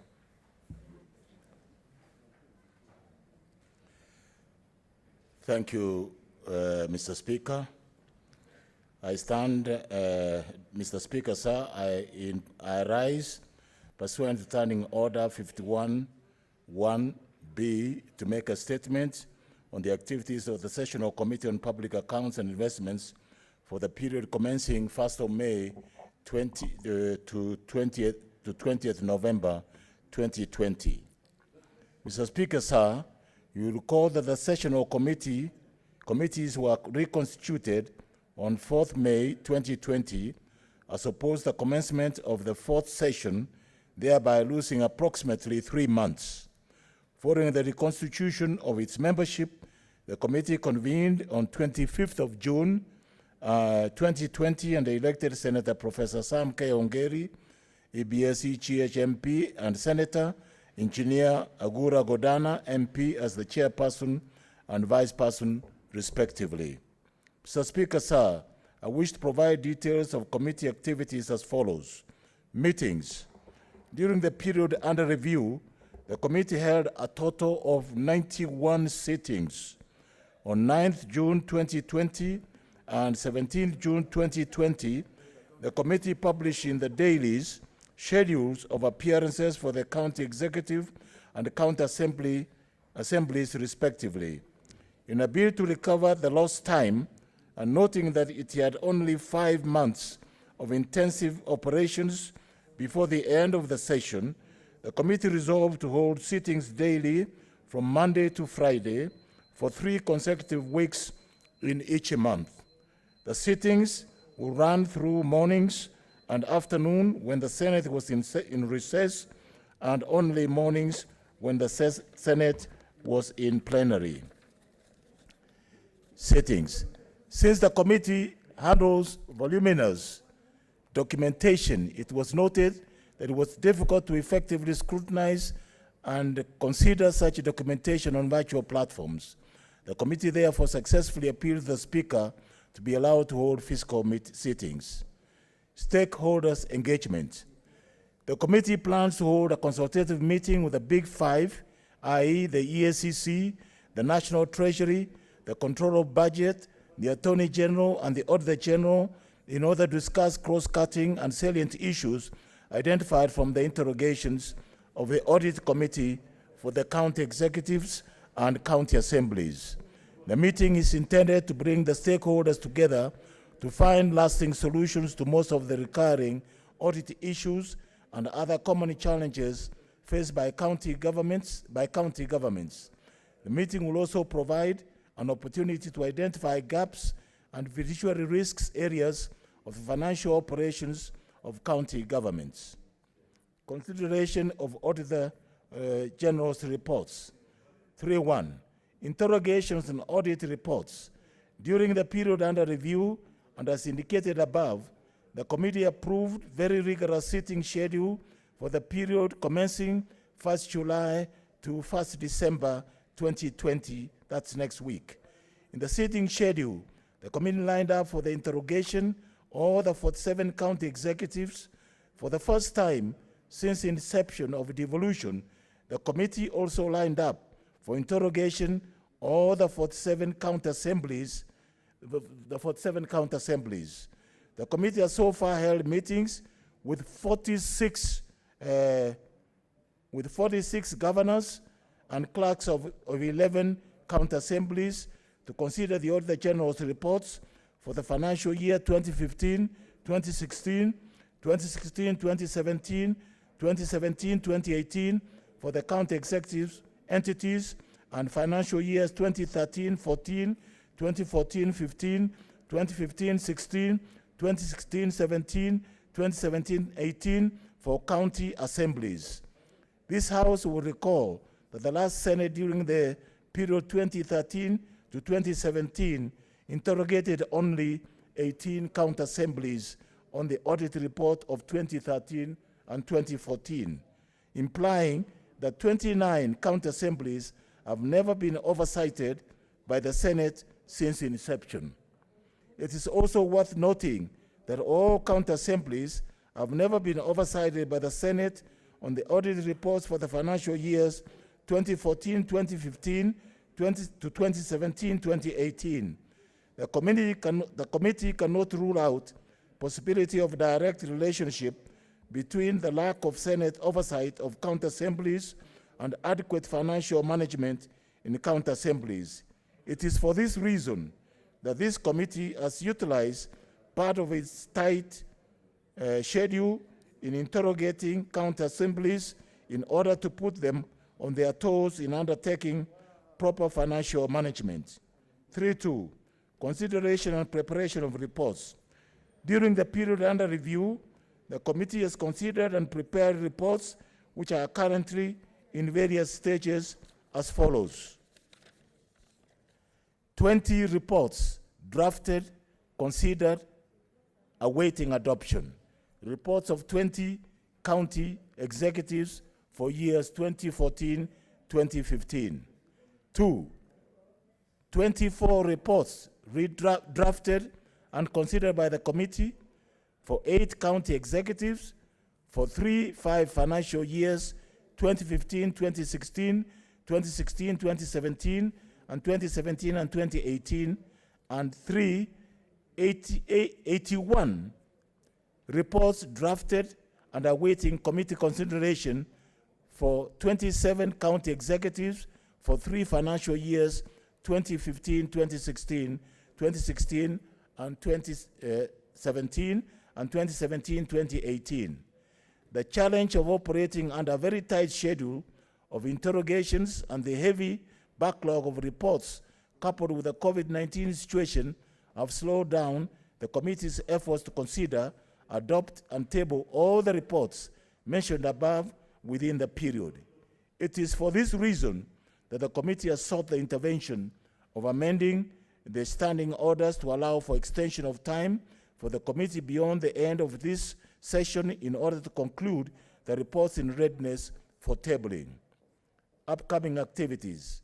For the remaining days of November and the first week of December 2020, the committee is scheduled to conclude the consideration of the audit reports for the financial year 2015-2016, 2016-2017, and 2017-2018 for the county executives and continue with the consideration of the Auditor General's report for the financial years 2013-2014, 2014-2015, 2015-2016, 2016-2017, and 2017-2018 for county assemblies. Challenges and recommendations. Challenges faced by the committee. Heavy workload arising from a backlog of audit reports for county assemblies and county executives. 2, the sessional nature of the committee where valuable time is lost before the consideration of a new committee on commencement of a new session. The delay in constituting the committee led to substantial loss of time and delay in commencement of work. 3, limited funds. The committee has noted with concern that despite heavy workload, its budgetary provision is inadequate and equal to that of other committees of the Senate. The committee holds 2 sittings per day for 5 days a week in an effort to deal with its heavy mandate and to also clear its huge backlog in order to cover all the reports of the Auditor General as required by law. Considering the number of sittings and the volume of workload, it goes without saying that the cost of holding fiscal meetings is much higher compared to virtual sittings. 6.2 recommendations. The Senate should review Standing Order 219 of the Senate Standing Orders and amend is to ensure that the work of a sessional committee continues uninterrupted until a time when a new sessional committee is established at the commencement of a new session.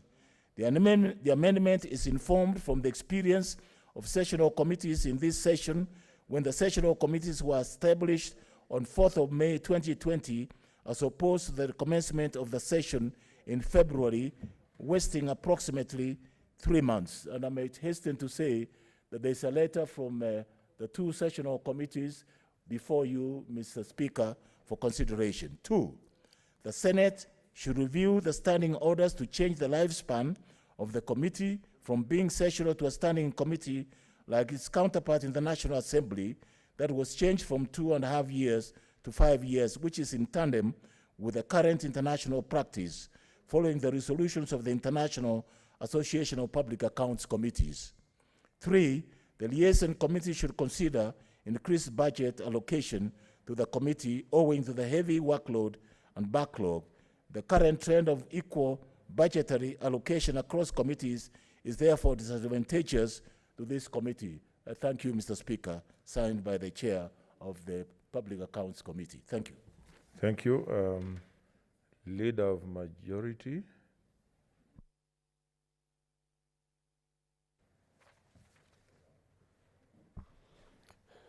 Thank you, Mr. Speaker. Mr. Speaker, pursuant to Standing Order 52.1, I hereby present to the Senate the business of the House for Tuesday, 1st December 2020. Mr. Speaker, on Tuesday, 1st December 2020, the Senate Business Committee will meet to schedule the business of the Senate. On that day, the Senate, pursuant to Standing Order for 24.5 and 6 of Senate, will resume debate on the motion on the address by His Excellency the President. Should the motion not be concluded today, and will also continue with the business that will not be concluded in today's order paper. This includes bills for which the resolution process contemplated under Article 110(3) of the Constitution that has been completed by both Speakers of Parliament, petitions and statements. Mr. Speaker, sir, Madam Speaker, the Senate has complied with the judgment given by the High Court in Constitutional Petition number 284 of 2019, and so far 5 bills have been published and are currently undergoing the joint resolution process pursuant to Article 110(3) of the Constitution, and the bills are the Geologist Bill, Senate Bill number 23 of 2020 by Senator Paul Gidiomi, MP. Number 2, the Care and Protection of Order Members of Society Bill, Senate Bills number 24 of 2020 by Senator Aaron Cheriot. Number 3, the Natural Resource Benefit Sharing Bill, Senate Bill number 25 of 2020 by Senator Agnes Zani. Number 4, the Health Amendment Bill, Senate Bill number 26 of 2020 by Senator Dr. Abdullahi, MP. The Public Finance Management Amendment Bill, Senate Bills number 27 of 2020 by Senator Agnes Zani. Honorable Senators, this makes a total of 9 bills that have been republished so as to conform to the provision of Article 110(3) of the Constitution, 6 of which, including the aforementioned 5 that are undergoing the joint resolution process.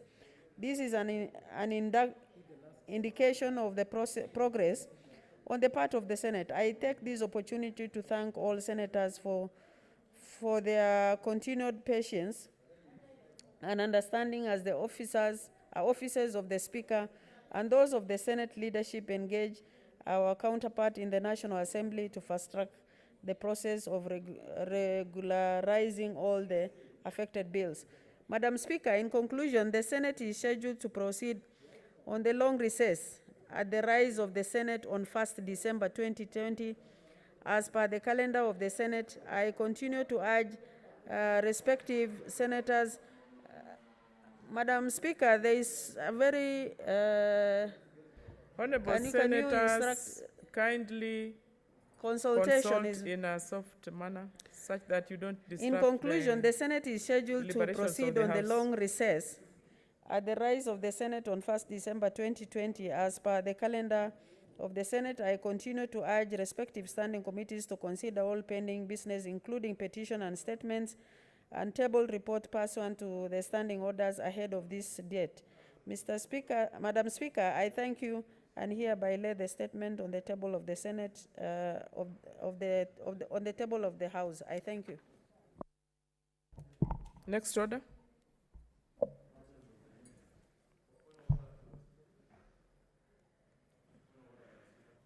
What's the point of order, Senator Sakaja?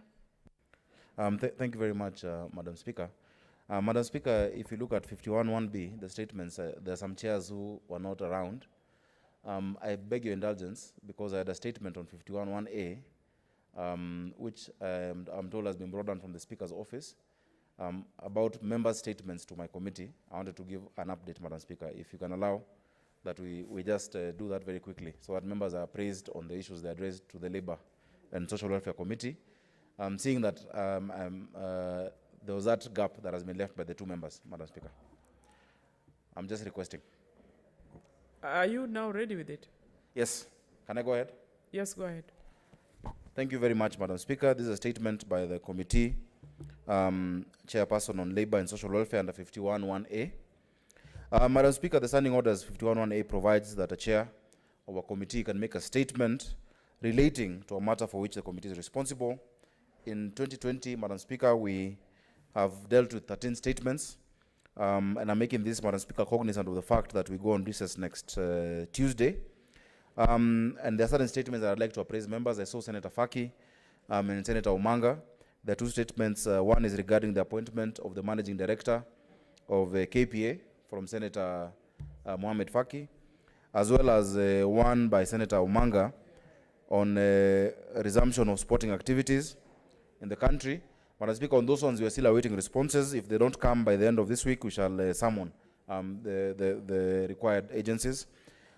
Senator Fatuma Dulo brought a statement, the deputy leader of majority, a statement on dismissal of workers, of staff by the Wasenyuro Development Authority. Madam Speaker, we received a response from the authority. We've shared it to the senator. We have deliberated on this response, Madam Speaker. We are not satisfied as a committee, and we have invited them to come to us so that we can resolve this matter to the satisfaction of the senator and of the people of Isiolo County and those affected. Senator Gertrude Musuruve, who also was here, sought a statement on compensation of Mr. Peter Otieno by Sarova Hotels Limited from either the Ministry of Labor and Social Protection and not the company in question. Madam Speaker, the committee notes that the matter concerns work injury benefits, which is closely related to a statement by Dr. Ali regarding non-remittance of employee statutory reductions of work injury benefits and other labor-related violations in Wajir County. We've received a response from the Ministry of Labor and Social Protection stating the counties have not complied on the Work Injury and Benefit Act. As a result, Madam Speaker, we've scheduled a meeting with the Ministry of Labor and Social Protection and the Committee of Human Resources on Council of Governors. We want to address this matter holistically. Very many counties and government agencies have defaulted on the issue of statutory remittances. This is NHIF, NSSF, pension funds, to LAP fund, to LAP trust. And so we're looking at this matter holistically and not just on those two that were asked, Madam Speaker. And we shall give a very comprehensive response as a committee on this. On the same note, Madam Speaker, we'll be holding a stakeholder meeting on the implementation of the County Government Retirement Scheme Act 2019. This is a very important legislation that this House passed. The last Senate failed to do it thrice. We struggled with it and we've passed it. It is in the transition phase, and as a Senate, as a Committee on Labor, together with all stakeholders, we are going to look at so far the progress they've made on implementation. So this is RBA, LAP Fund, LAP Trust, the county governments, and all stakeholders, and we will give a report to the House. Madam Speaker, there's a statement sought by Senator Petronila Were on alleged frustrations faced by retired public servants or their beneficiaries in claiming benefits at the Pensions Department, as well as one sought by Dr. Ali on misappropriation of staff emoluments and statutory deductions and other labor-related violations. Madam Speaker, we met as a committee, the Governor of Wajir and his team on the 17th of November on a statement sought by Senator Faria, Haji, Ali, concerned alleged stalled payments of sitting allowances. Madam Speaker, both senators came to the meeting, and I'm glad to report, Madam Speaker, that they committed to pay within the week, and we can confirm that we made sure that the dues which were in arrears of 23 months were paid, 22 months were paid swiftly, and I am made to understand, Madam Speaker, that there is a few camels waiting for me in Wajir County, as well as other things I can't say in this House, courtesy of Senator Faria and the people of Wajir who are happy that we were able to resolve that matter, Madam Speaker. Madam Speaker, we deliberated on the matter of Senator Were regarding welfare support by unionizable employees, KOTU, during the COVID-19. We got a response. There was a response sent by KOTU to the ADO committee on COVID-19 on the emergency fund, and the KOTU said they do not operate an emergency fund related to COVID-19. The response was shared with the senator, and we've asked that any additional questions that have arisen by the senator can then be scheduled to a more general discussion, Madam Speaker. The specific question was answered. Madam Speaker, we've received responses also on the statements, and we shared with the senators, Dr. Musuruve, on youth development centers, Dr. Were, Senator Were, on mass recruitment of health workers under UHC, Senator Abshiro, my neighbor here, on, she's left, on provision of training opportunities for persons living with disabilities serving in the public service, by Senator Aaron Cheriot regarding operations of anti-doping agency. This is very important for our sports persons, and the alleged rampant doping test failures by Kenyan athletes, and by Dr. Musuruve again, and she really gives us many statements on equal opportunities for persons with disability. Madam Speaker, I'm also glad to note that unlike, let me not compare with other committees, but this Committee on Labor and Social Welfare has exhausted. We've completed all petitions. As we go to the Christmas break, there is no single pending petition to the Committee of Labor and Social Welfare. And I've heard Senator Bomet raising a question now on Finlays, together with Senator of Kericho, and that one we shall see how to deal with it exhaustively. We don't like going for Christmas with backlog. I don't like it, and so we will finish our work, Madam Speaker, and I thank my clerk Monate and the team, Jeremy, as well as Marale, for the excellent work they're doing to make our committee do well, and I thank my members, Senator Milgo, Vice Chair Senator Mwaruma, and all the other members for being diligent and always having at least 88% turnout in the committee. And my apologies and condolences to Senator Cherargei, who left my committee. I know he's very sad. He's sad that he's no longer a member of my committee. Also, Senator Maura does a good job. Thank you, Madam Speaker. Yeah, thank you, Chair. I think I can give just two people make brief comments, please, on that. Just two. I'm going to give Senator Faria and Senator Cherargei. Thank you very much, Madam Speaker, for giving me this opportunity. Madam Speaker, I can attest to the fact that my statement, due to my statement that the Labour Committee handled very well, the county government of Wajir paid the Wajir Land Tribunal 22 months. Madam Speaker, that money was pending for 22 months, 23 months they were not paid, and also 5 months after their term had expired, these people still didn't have money. Madam Speaker, to make the matters worse, Madam Speaker, those were aged people, some of them over 70 years old. So, Madam Speaker, Senator Sakaja, his secretariat, the other senators in that committee will be blessed abundantly because of doing a good job, Madam Speaker. However, I wish the committee of CPIC would have been doing a great job like that. I have a lot of issues with the committee of CPIC, and the chair is not even here. Madam Speaker, as you are aware, devolution is an infant that needs to be nurtured and for it to grow and flourish, Madam Speaker.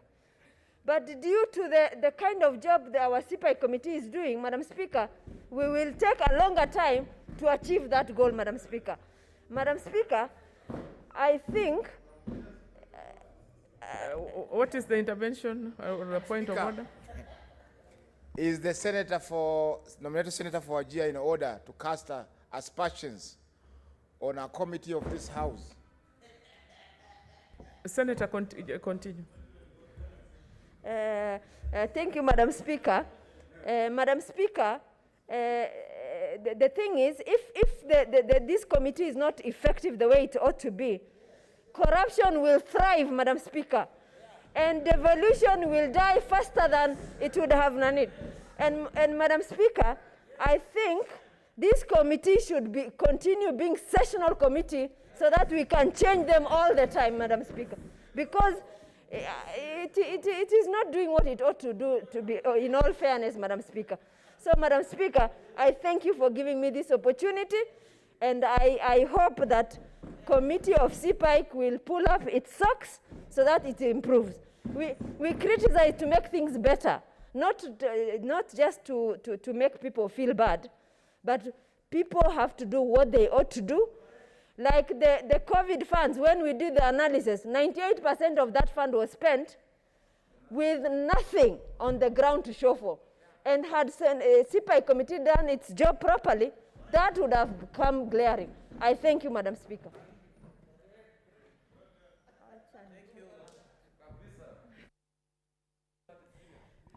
Thank you, Madam Speaker. Oh, sorry, I can see there is changeover. Thank you, Speaker. I want to commend my whip for that bold statement, and I agree with him, with her entirely. We need our committees to be efficient, effective, and deliver as per the standing orders. Even I'm proud of my former chair, Senator Sakaja. I think he's performing beyond our expectations, and he's swearing aye. I think I'm proud, and when I was the committee member, I learned a lot, and I'm happy that my former committee of labor is doing very well, and I can see they are doing a lot of deliverables. And I want to tell the labor committee they are lucky to have the Nairobi Senator Johnson Sakaja, and the people of Kenya. I'm proud. I want to register my appreciation for assisting the people of Wajir County. They are proud. I have some friends, and they are very proud of what you did. And we want to ensure our committees are effective and efficient. I want to challenge my colleagues that join the leadership of various committees that this is the time to rise up beyond and rise up to the occasion. I can see the chair of delegated legislation, I was his former chair. I can see my successor, the senior counsel, and he's performing very well. I can see AG Emeritus in the House. So, Mr. Speaker, we need to have efficient and effective committees. My only issue with the Labour Committee to request Senator Sakaja is to follow up on the issue of Nandi County, where from November last year, 2019, up to now, the casual laborers, 384, have not been paid. I want to call upon the Committee of Labor to kindly intervene. The way I want you to use the same with military precision, the way you address the Wajir County issue. That same vigor, that same energy should come to Nandi County, because, Mr. Speaker, the 384 casuals that have not been paid from November 2019 to now are also children of people. They have bills. They have school fees, they have medical bills, they have rent to pay. Mr. Chair, Senator Sakaja, I want to kindly request you that before we break, the best Christmas gift that you can give 384 casual laborers that have not been paid more than 9 months, the best Christmas gift is not having a Nairobi Christmas lighting ceremony, but the best Christmas gift to the people of Nandi County, Mr. Chairman, through the Speaker, Senator Sakaja, is to ensure that they are paid their dues and they are reinstated back to their work. Because the procedure of firing or sacking employees is provided by the Labor and Relations Act, Mr. Speaker. So I want to challenge and request the Labor Committee, through able leadership of Senator Sakaja, who has various cabs bleeding the party that formed the government, the other regime 2013-2017, having served in the National Assembly in various capacities. Mr. Speaker, I want to request this House that the best Christmas gift to the people of Nandi, so the casual laborers 394, is for the Labor Committee to intervene, let them be paid promptly. They are 9 months plus, and they are being reinstated back to their workstation. Finally, I'm happy that one of the efficient and effective committees that we have in this House is the Labor. Labor is a very challenging issue. I want to challenge only the Labor Committee, through you, Speaker, that they need to look about the rising wage bill that has gone beyond 35%. I don't know what we'll do to assist the ballooning wage bill within our counties, because, Mr. Speaker, I also sit in County Investment and Public Accounts Committee, CPI, and one of the issues has been always ballooning. I'm very effective as a member, so I can't speak for anybody else, and my records speak for itself, that the biggest challenges with our counties, be it the county executive, is the ballooning wage bill. I want to challenge the Labor Committee, through our brother Senator Sakaja, to try and relook on how we can assist counties so that they don't go beyond the threshold, where more money is being to wage as go to development. So I think the challenge number 2 is on the issue of labor regime, on the issue of the national government, the freezing of hiring through Public Service Commission, through the Speaker. Congratulations, Speaker. I can see you are there with, I hope Kiswahili will have to hear Kiswahili today. So, Mr. Speaker, I want also to challenge, there was a freeze by the Ministry of Treasury on the freezing of hiring by the Public Service Commission, unless essentials. I want to challenge Senator Sakaja, Mr. Speaker, through you, to also look into that. And finally, Mr. Speaker, the frontline workers, the risk allowances. I want Senator Sakaja, being the former chair of COVID, the HADO committee that we perform, and you perform extremely well. I want to request that through the labor, they intervene on behalf of frontline workers, especially. Samahani kidogo, umesema kwamba alikuwa mwenyekiti wa COVID? Yeah, he was the chairperson of the COVID committee, the select committee. Sorry for that mix-up. So, Mr. Speaker, I want to challenge Senator Sakaja that we have seen nurses, the frontline workers, they want to go on strike. I want to challenge him to try and assist us and provide leadership on this labor dispute that we are headed to, especially on the payment of risk allowances. As we talk today, more senior doctors that have taken years to train them are dying because of COVID. More doctors and nurses are complaining for lack of PPEs and risk allowance. Mr. Speaker, I want you, the Labor Committee, to rise up to the occasion and fight for the risk allowance for frontline workers. Even the police are also implementing the containment measures, Mr. Speaker. They must be given risk allowance. Anybody who is on the front line, essential service, in the fight against COVID, I want to challenge my brother, Senator Sakaja, because I believe he has necessary network connections and ability to ensure that risk allowances are paid to frontline workers. If that will be done, I can assure you the fight against COVID in this country will be much more better, more efficient and effective. But on that note, I'm happy that the Labor Committee have done extremely well. I'm happy, although he didn't acknowledge that I was banned of the people and the brain behind this cogent and substantive report that he's tabling today. I was among the people who assisted him in delivering the mandate. But I wish my committee very well, and we expect more when they open the next session. And the Labor Committee may keep swearing. And I hope when Senator Sakaja will call him to other responsibilities in this House, he'll be able to rise up to occasion and perform beyond our expectation. I thank you. Nafikiri hoja ya kuarifu imepitwa na wakati Senator Sakaja kwa sababu ameshamaliza. Lakini nafikiri Senator Cherargei umetoa tawasifu yako binafsi, lakini nafikiri unangoja kusifiwa wewe mwenyewe.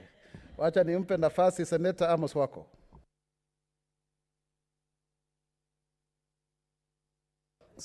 Ulikuwa unataka kuzungumza au sio hii? Haya, Senator. Haya, sawa. Senator wa Nyamira, Senator Okongo Mugeni. Yes, Mr. Speaker, sir, I wanted to ride on the issues that have been raised and on the report that has been made by the chair, the able chair of Labour, Senator Sakaja, and draw one issue to your attention, Mr. Speaker. I had brought an issue to this House, Mr. Speaker, on the sackings that had happened in the county of Nyamira by the Sasini group of companies relating to massive sackings of casual workers in 3 factories. That is Kipkebe Tea Factory, Kerito Tea Factory, and Magura Tea Factory, both in the county of Nyamira. Mr. Speaker, this matter was initially referred to the Committee of Agriculture, but in a meeting that was held by the committee, a decision was made that this matter be dealt with by the Labour Committee. Mr. Speaker, I've had the chair give a report this afternoon that he has finalized all the pending work.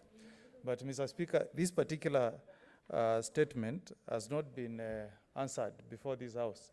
Mr. Speaker, I wanted to request for your directions that this matter be officially referred to the chair of Committee of Labour, so that as he looks into other issues affecting sackings of casual laborers in my neighboring county of Kericho, this matter can also be dealt with in the same manner, and hopefully before we break for the Christmas recess, Mr. Speaker.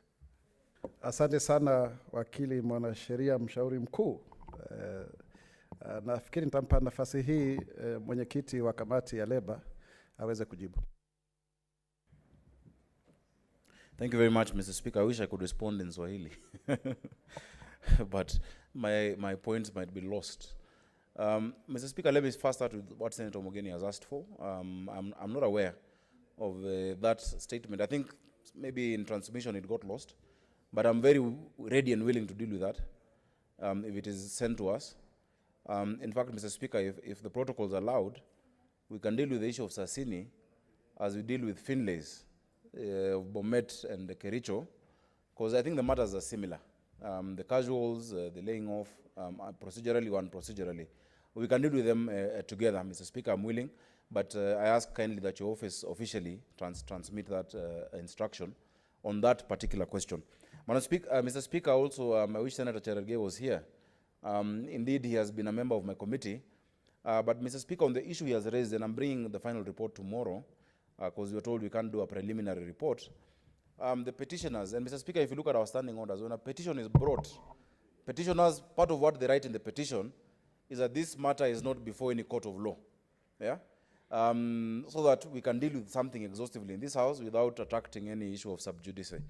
Mr. Speaker, as soon as the petitioners brought this matter, I think the next day or a week later, they went to court on this issue. So, Mr. Speaker, we invited the governor, we invited the petitioners, we invited the senator, and in that meeting, the governor said he's willing to address the issue. Our committee said we are willing, but let them not forum shop. Let them choose whether they want it dealt with in court or in a committee. Mr. Speaker, we even went as far as asking them that they can suspend the court action, or, through the appropriate means for 14 days, and we were ready to give a determination, but you can't have your cake and eat it. And there's a reason why our standing orders ask you to say whether the matter is before any other, a forum of competent jurisdiction on that matter, Mr. Speaker. But we're willing to deal with it. On any other issue pending, Mr. Speaker, I'm willing to listen to members, because as committees, we work on behalf of the people of this country, and for the convenience of the House. So, Senator Mogeni, I think you know our discussion earlier, even as a committee of justice, where you chair very ably, that there's almost, I think there's a moratorium by the Speaker on county visits. If that is lifted for this purpose, I'd be very happy, even as soon as within the next 7 days, to lead my committee to Bomet, Kericho, and Nyamira, and sort this matter out, Mr. Speaker. Just how we dealt with Wajir, how we dealt with Nakuru, and how we've dealt with many other counties, Mr. Speaker. Thank you.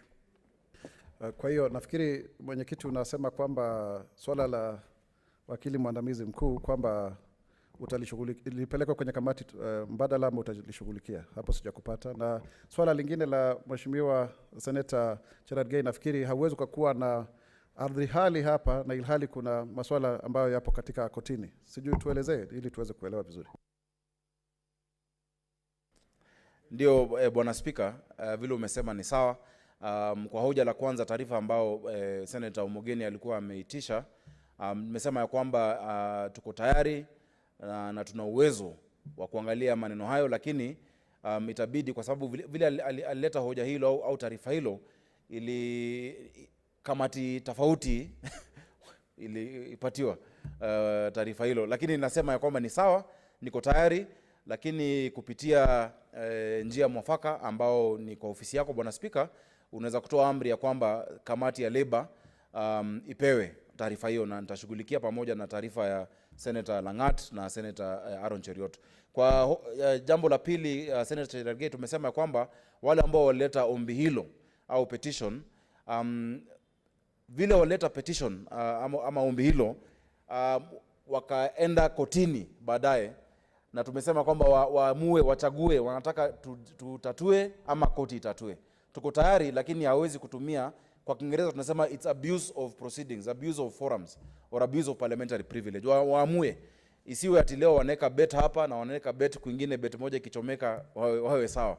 Tuko tayari kushughulikia hoja hilo, lakini waahirishe mambo yao kotini. Senate inaweza kujadili na kutatua jambo hilo haraka kuliko kotini.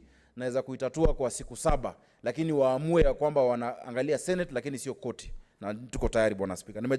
Kiswahili ni ngumu, lakini nimejaribu. Asante sana, umejieleza kwa ufasaha mwingi sana. Kwa hivyo sio lazima kwamba uwe na weledi wa lugha ndiposa uweze kujieleza. Na ni vizuri kusema kwamba petition kwa Kiswahili inaitwa ardhi hali. Na kwa hiyo naweza kutoa uamuzi kwamba hizo ardhi hali 3 ziweze kuelekezwa kwa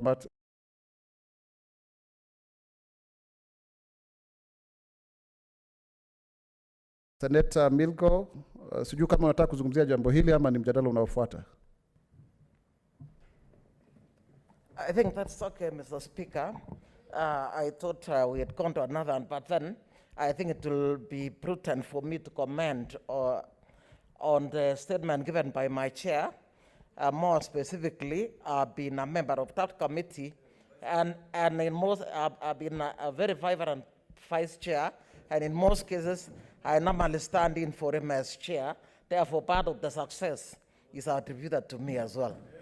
So I want to really thank my chair, Senator Sakaja, because he has actually taught most of the members that are in that committee on how to act on issues. And that is the reason why right now I'm a very active member of Education Committee, chair Education Committee, and we are doing well. In most cases, what comes to Labor Committee is a lot of activities that affects our people. And my chair, I hope we shall be able to visit the Kericho issue of Finlay, because many people are suffering. You can have an imagination right now, people are laid off during COVID-19. Those people may not be able to put food on their table, and in addition to that, they may not even be able to take their children to school. It is quite a very inhuman act, and I hope we shall be able to find time to visit Finlay's and be able to settle that matter the way we did for Wachia. And I want to support my sister, Senator Faria, over what she said about COVID funds. Actually, as an education committee, we have been interrogating counties over ECDE matters, and right now we have spoken up to over 38 counties. And we did realize that COVID funds are mismanaged. In fact, in most cases, we were trying to find out whether these COVID funds have even gotten to schools. Somehow it got lost, not in hospitals, not anywhere. And in this case, I think it is in order for us to speak and ask where these funds are. And we are calling upon the CPI committee to actually style up and be able to follow up on these funds so that people may get value for their funds. Otherwise, my chair and as members of Labor Committee, we are very proud to be in this committee, and we are ready to support issues in this committee so that, in this case, we assist our people. Thank you, Mr. Speaker. Asante sana, Daktari Senator Milgo. Senator Mwinyi Haji. Asante Mheshimiwa Spika kwa kunipa fursa hii. Mimi pia ningejiunga na wenzangu kumpa kongole Senator Sakaja, Senator wa Nairobi, kwa ripoti ya ufasaha na utendakazi ambao ameweza kuitoa. Mheshimiwa Spika, ningependa tu kushauri kuwa wale ambao wameleta ardhi hali wakati wamepeleka mashtaka mahakamani, wangeshauriwa kuondoa mashtaka yale mahakamani kwa muda. Yani kwa Kiingereza wanasema wana withdraw the proceedings, ambao withdrawal inakupa fursa ya kuleta mashtaka yale baadaye kotini, wakati utaona kwamba labda juhudi za seneti ama kamati ya seneti haikuweza kufua dafu. Kwa hivyo watakapoondoa mashtaka yale kotini, wataweza kupata fursa labda baada ya muda, iwapo kamati haikuweza kutoa mwafaka mzuri, wakaweza kufuatilia masuala yale kule mahakamani ambako walikuwa wameenda awali. Asante Mheshimiwa Spika. Asante sana, umezungumza kwa kifupi na umechangia. Sasa tunakwenda kwenye hoja. Kuna hoja ya nidhamu, Senator Sakaja. Mr. Speaker, I don't know if it's just me or also Senator Kwamboka. We're hearing reggae around. We know no one can stop reggae, but Mr. Speaker, would you ask Sergeant at Arms to confirm, because the precincts of Parliament cannot have such interruptions. And I know Senator Wako, I'm sure that is not his doing as a reggae band leader, but Mr. Speaker, kindly, we want to concentrate on the proceedings. Asante sana Senator wa Nairobi. Nafikiri wewe ndio Senator, super Senator wa Nairobi. Na kwa hiyo kuna barabara ambayo ipo hapa karibu na karibu na bunge la Seneti, kwa hiyo ni lazima tusikize muziki ya reggae na mingineyo, lakini nafikiri sasa hamna kelele. Kwa hivyo sasa tunafuata katika hoja ya 8. Karani. Order number 8, motion, debate on the presidential address to Parliament, second day. Asante sana. Seneta wa Busia, Seneta Amos Wako, aliyekuwa mwanasheria mkuu wa serikali. Karibu. Na pia wewe ni wakili mwandamizi, sio? Thank you very much, Chairman, for giving me an opportunity to speak on this address by our President, which touches on measures taken and the progress achieved in the realization of the national values referred to in Article 10. I was there just reading the provisions of the Constitution. And under Article 10, Mr. Speaker, sir, we have a number of issues that ought to be addressed. So I didn't want to go through them. One of them is the issue of sustainable development. And I want to go through it because the BBI report, if you have read it, has sought to amend this Article 10 to make clear and expand the issues on which the President should inform the nation.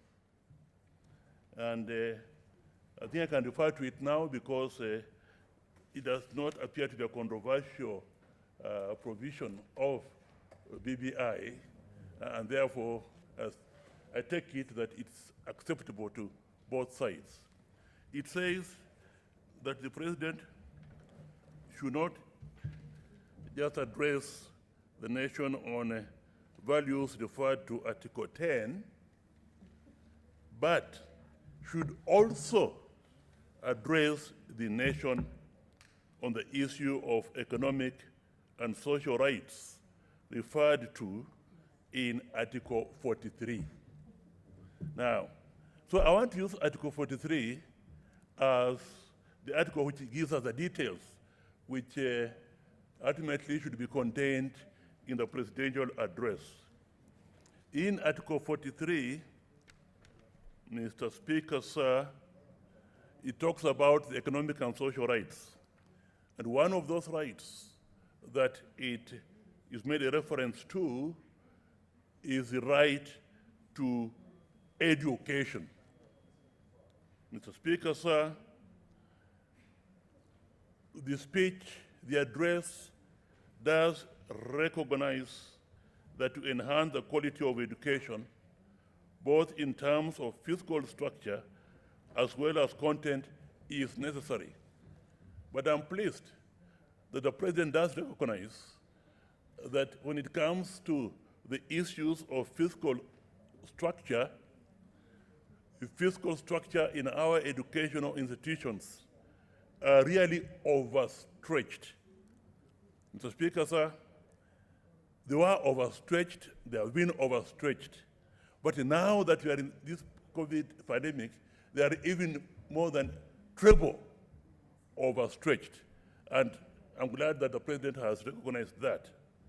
The Speaker, sir, but I'm glad that the President has given the assurance that, and that's at page 22 of his address, that the issues of the gross inadequacy of the fiscal structures in our educational institutions will be dealt with conclusively in the next 24 months.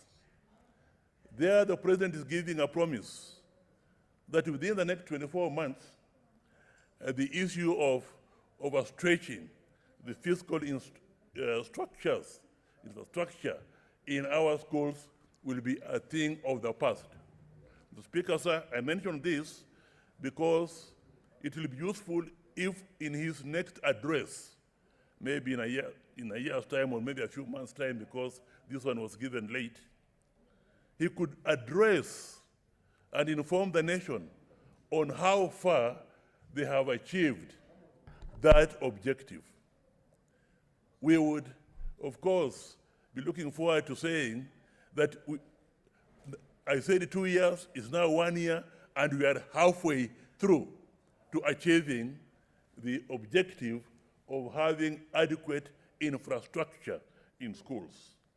Mr. Speaker, sir, Article 43 also deals with the health. And on health, again, our president has given a very good promise that the universal health care will be fully functioning, everything will be quite okay by the end of 2022. So, we would want that in his next address, he'll come and say that was the objective, and I'm glad to inform the nation that we are halfway there to achieving this particular objective. So on those two issues, the president, I think, has scored. Of course, there is also the issue of the urban poor. The urban poor, which is clearly mentioned in some details there and so on, I feel a bit strongly that the time has now come when we should deal with the hardcore poor, the urban poor. We have the Equalization Fund, which deals with historical issues and so on.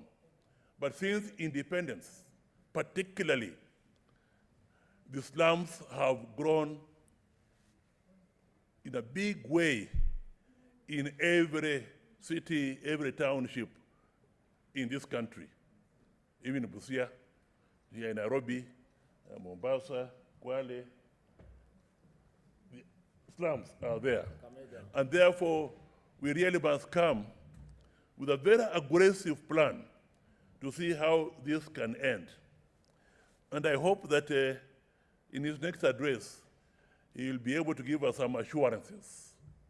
And I think on that one, his assurance will be that by the end of the 2-year period, a firm foundation would have been laid to deal with the issue of poverty, and in particular, the hardcore poor. Now, having dealt with that one,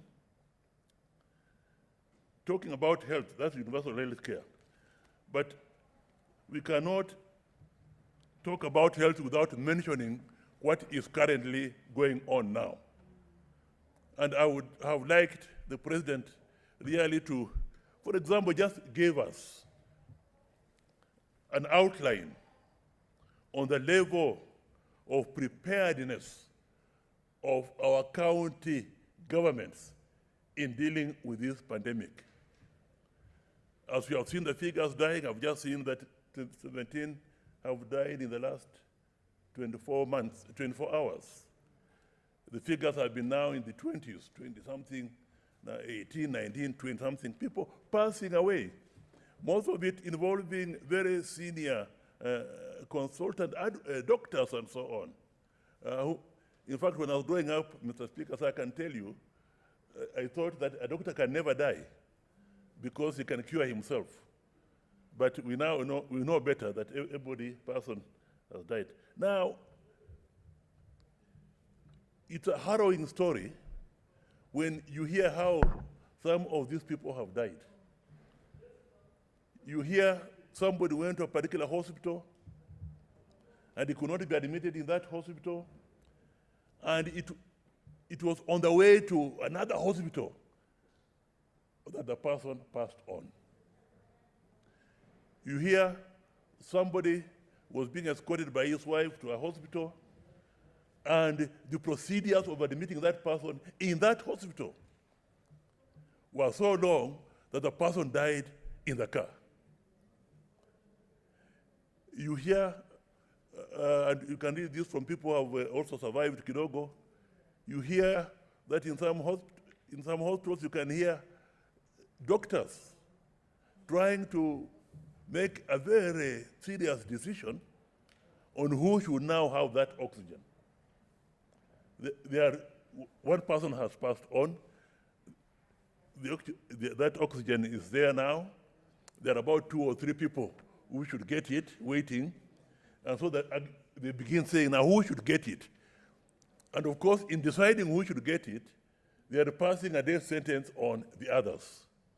So, Mr. Speaker, sir, Do we really have enough oxygen for all the county, not just at the big hospitals here in Nairobi, but all the counties? Do we have enough oxygen? Do we have enough PPEs? Not just here in the national hospitals, but also in the county hospitals. And some of the doctors who have died, in fact, Dr. Lishula was a doctor in Busia. He passed on. Do we have enough PPEs? There are so many issues in the health sector that really have to be dealt with urgently. I thought myself that the issue of salaries, parks, and everything else has already been solved. But now, you know, the risk allowances agreed on have not been implemented. And when the doctors' leaders were enumerating the things, they say these are issues that have been agreed on, not just at the last meeting, but at the other meeting and at the other meeting, maybe 3 or 4 times. Then they are then promised it will be done. They resume work. Nothing happens. They threaten to go on strike again. The same issues. Now, what is going on, Mr. Speaker, sir, on the issue of salaries? One of the headlines in today's papers, Mr. Speaker, sir, was the fact that the Council of Governors is complaining that the funds have not yet been released since September, October. We are now in November. They have not been released. And by the way, I do not know now whether even my salary has been paid. I doubt. I'll have to check what is going on. We would have liked the president to have addressed some of these issues. So very much as we laud him for giving the assurance that the universal health care will be fully operational by the end of 2022, would have liked also to hear him on the current issues. How are they being dealt with? How are they ensuring that the counties do get money on time rather than the delays that we used to have and so on? How are they ensuring that everybody has enough PPEs instead of the PPEs lying at the KEMSA stores here in Nairobi and so on? So there's a lot on this health care. Mr. Speaker, sir, I understand that there's a health policy. One of my worries, Mr. Speaker, sir, in this health care is that some counties will be left behind and some will go ahead on this issue of health care. And if I happen to be in the county where there's nothing, then I'm condemned to death. What is the national, which is responsible for national standards, national policy and so on? What are they doing to ensure that all the county health institutions are up to the standards that they have laid out? What are they doing to ensure that? So that when I'm at home, I feel I'm okay, even if I go to my Busia. What are they doing to ensure the type of standards, equipment, the personnel in terms of doctors, in terms of clinical officers, in terms of nurses, that are required for level 5, level 4, level 3, level 2, and so on? What are they doing to ensure that those are there in all the county governments? What are they doing to supervise, if I may say so? So although the health function has been devolved, I still think that the national government has a lot to do, particularly in terms of national policy, enforcing the national standards, regulating and setting out regulations on the various hospitals that are there and so on. So he dealt with that. He dealt with that. At least he dealt with the health. But there are also other issues which, if the Constitution is amended and and the amendment the BBI proposed comes into force, in the next year's address, we'd like to hear in some detail, how are we, what progress are we making to ensure that our citizens are free from hunger? What steps have we done to ensure that our citizens have access to clean water? What steps have we done to ensure that there is social security? So, Speaker, sir, these are some of the things that I personally will look for. Senator, tafadhali malizia. What? Now, I want now, Mr. Speaker, sir, but I want to congratulate the President on the foreign policy. As far as our neighboring countries are concerned, he has recommended the handshake. We know what's going on in our neighboring countries, even in Ethiopia here and so on. The President has recommended handshake. He has recommended strengthening the integration of the East African community. I want to congratulate the President for Kenya, together with Ghana, being the first countries to ratify the agreement creating the African Continental Free Trade Area. I want to congratulate the President in getting the presidency of the Organization of African, Caribbean, and Pacific States for the period 20. Tafadhali, muda wako umemalizika. Tayari kipaza sauti kimeshapozwa.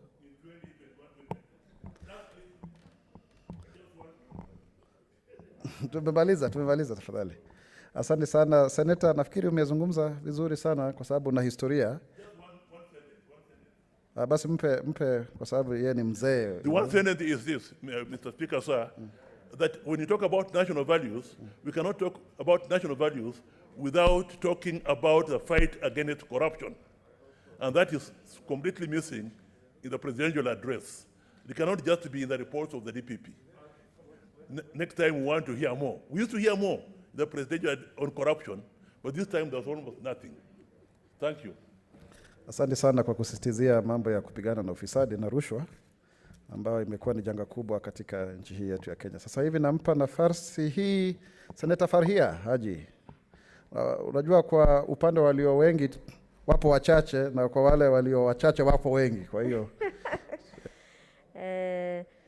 thank you, Mr. Speaker. If you are going to allow me to mix the Kiswahili and the English, maybe I would have tried, but unfortunately I don't speak. I speak Swahili, but not with a lot. The technical terms are a bit of a challenge. Mheshimiwa Senator, pole kwa kuzungumza. Nafikiri sio lazima uzungumze kwa ufasaha. Hilo ni jambo ambalo ninasisitizia hapa. Sio lazima uzungumze kama Mwaura ama mtu mwingine ama Mheshimiwa Mwenye Haji. Zungumza vile ambavyo unaweza kwa sababu tunaikuza lugha. Asante. Thank you, Mr. Speaker. For today, let me speak English, and then next time I will try, because there are weighty issues that His Excellency President Uhuru Muigai Kenyatta has discussed, and that I wanted to emphasize in the language that I understand better. Mr. Speaker, first of all, I wish to thank His Excellency President Uhuru Muigai Kenyatta for excellent speech. I am glad that he spoke about many ranging issues. Mr. Speaker, the other issue that probably that I want to commend His Excellency President Uhuru Muigai Kenyatta is the issue of infrastructure. This country has done, leaps in terms of infrastructure, which is essentially also important for the economic growth of this country. Mr. Speaker, I am also happy that he spoke about Huduma number that is going to ensure that government services are accessed quicker than it normally would be, because you have been clearly identified as an individual, and therefore there is no point in looking for other information elsewhere to determine that you're a Kenyan citizen, or you are a resident of this country. Mr. Speaker, I am happy that His Excellency President Uhuru Kenyatta acknowledged that the pandemic ravaged everything else, including how we worship our Lord, God. Mr. Speaker, I am also glad that His Excellency has done a good job, and he has reiterated in terms of, fight against COVID and ensuring that we had very elaborate measures to ensure that we fight COVID, and that he also acknowledges that Kenyans are getting fatigued with COVID, protocols, and the fact that if we get fatigued with the COVID protocols, Mr. Speaker, the likelihood of us perishing under this COVID is very high, and His Excellency Uhuru Muigai Kenyatta has cautioned us against that as well.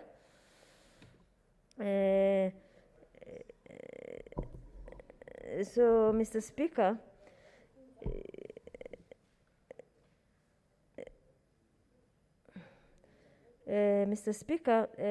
our President has also commended us for the work we are doing as two houses, and I'm happy he acknowledged what we do.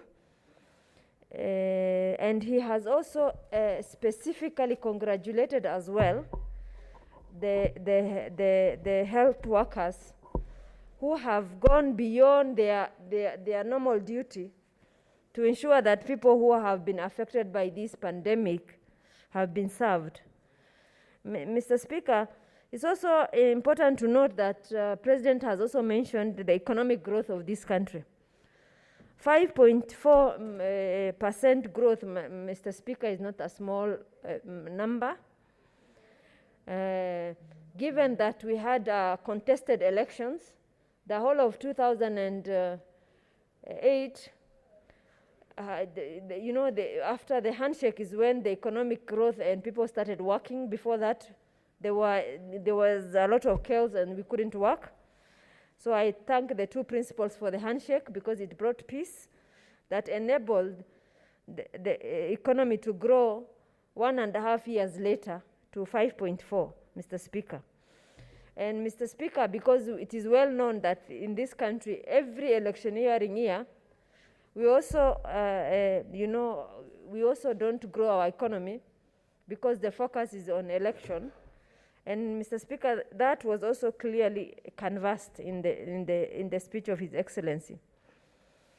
I am also happy that His Excellency was able to for his government to forgo some taxes, so that Kenyans who are ravaged by the pandemic can be able to meet ends and to also avoid the impact of inflation.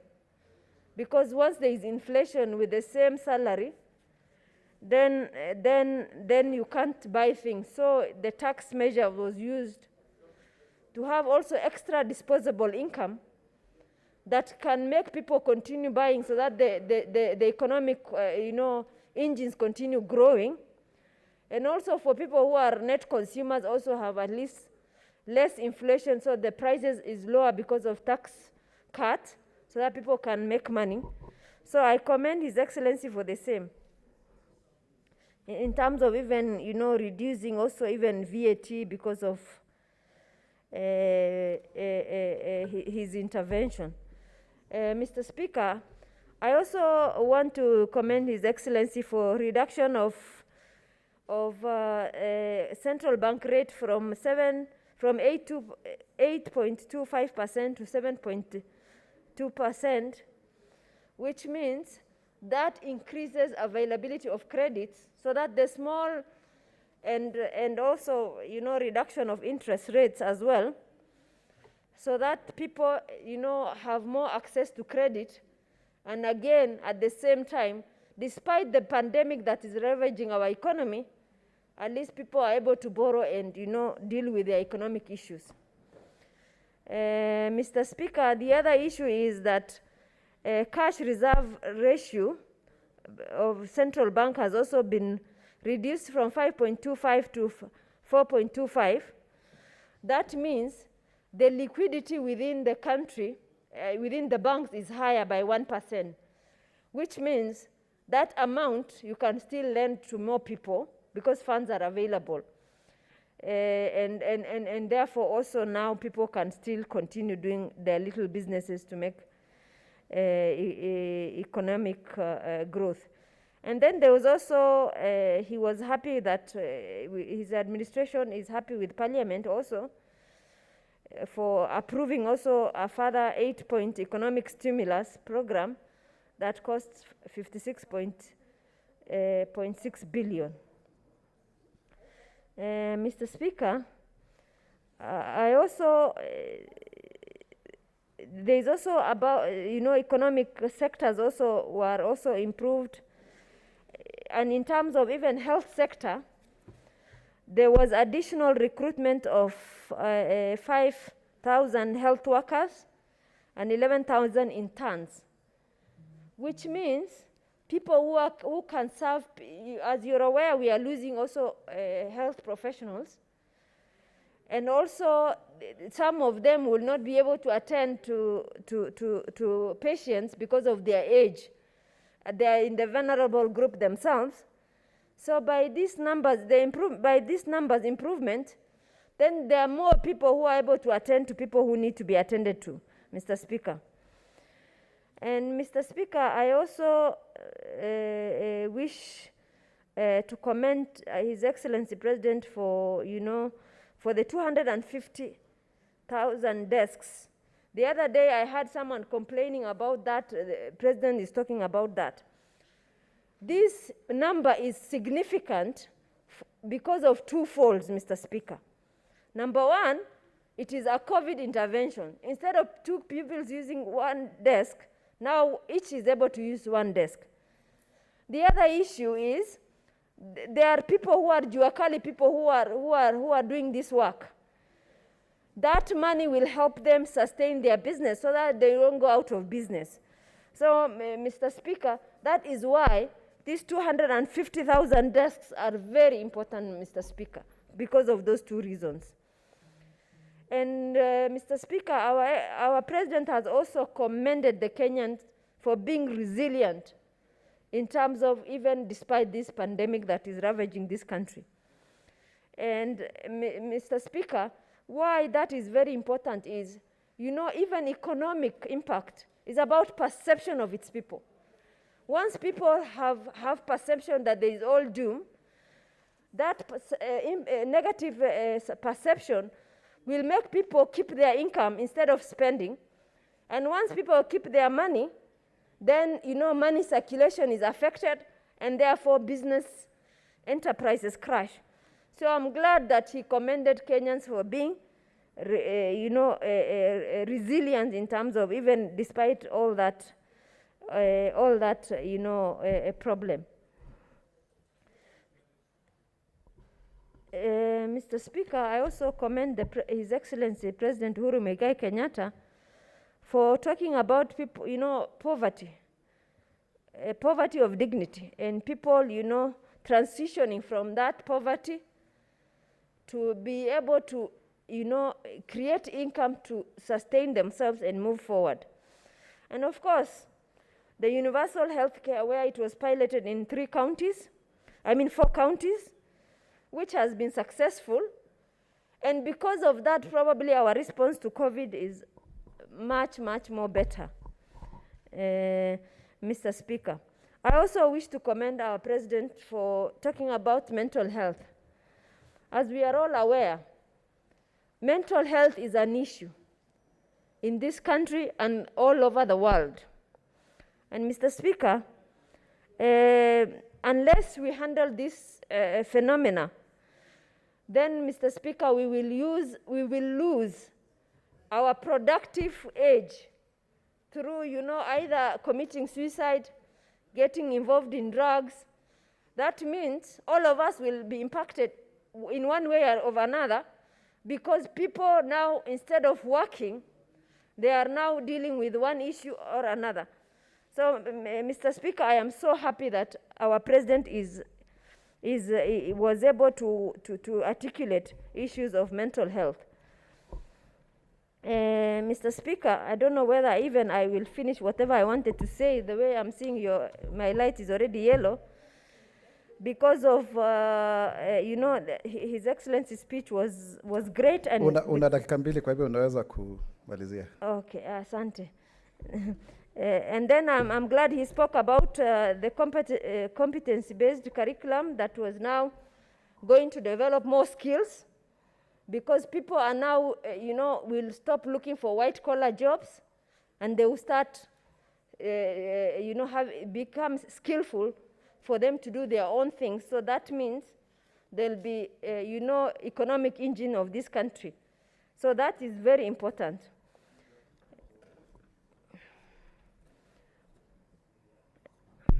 So let me go faster now that I have less time.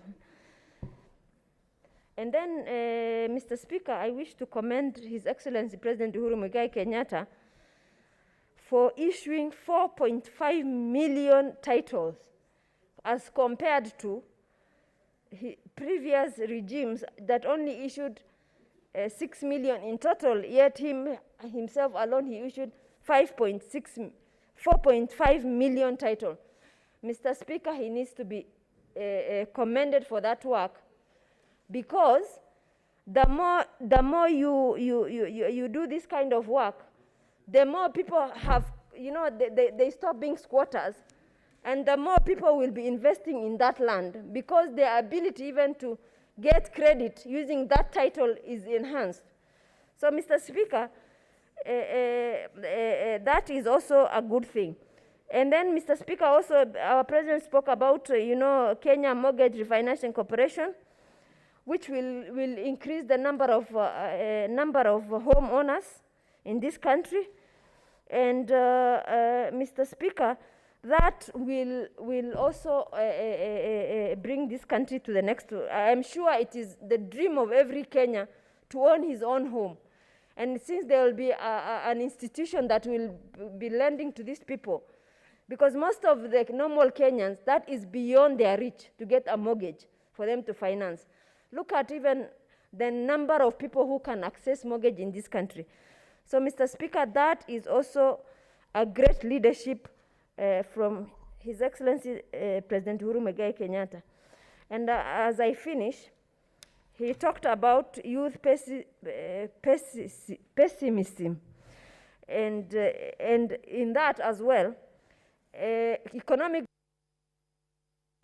Samahani, muda umeweza kumalizika. Asante sana kwa sababu ya kuweza kuzungumza, na niseme kwamba umechangia pakubwa kuhusu afya ya kiakili, lakini leo hujazungumzia kuhusu mambo ya deni na mikopo, kwa sababu pia tunaona hilo ni jambo kubwa ambalo lipo. Lakini sasa hivi nampa fursa hii kiongozi wa walio wachache, wakili mwandamizi mkuu mwanasheria Senator James Orengo aweza kuchangia, lakini ningelipenda, sijui kama nilio ama siku nyingine, kwa sababu alisomea chuo kikuu cha Dar es Salaam, kama angaliweza kuzungumza kwa Kiswahili.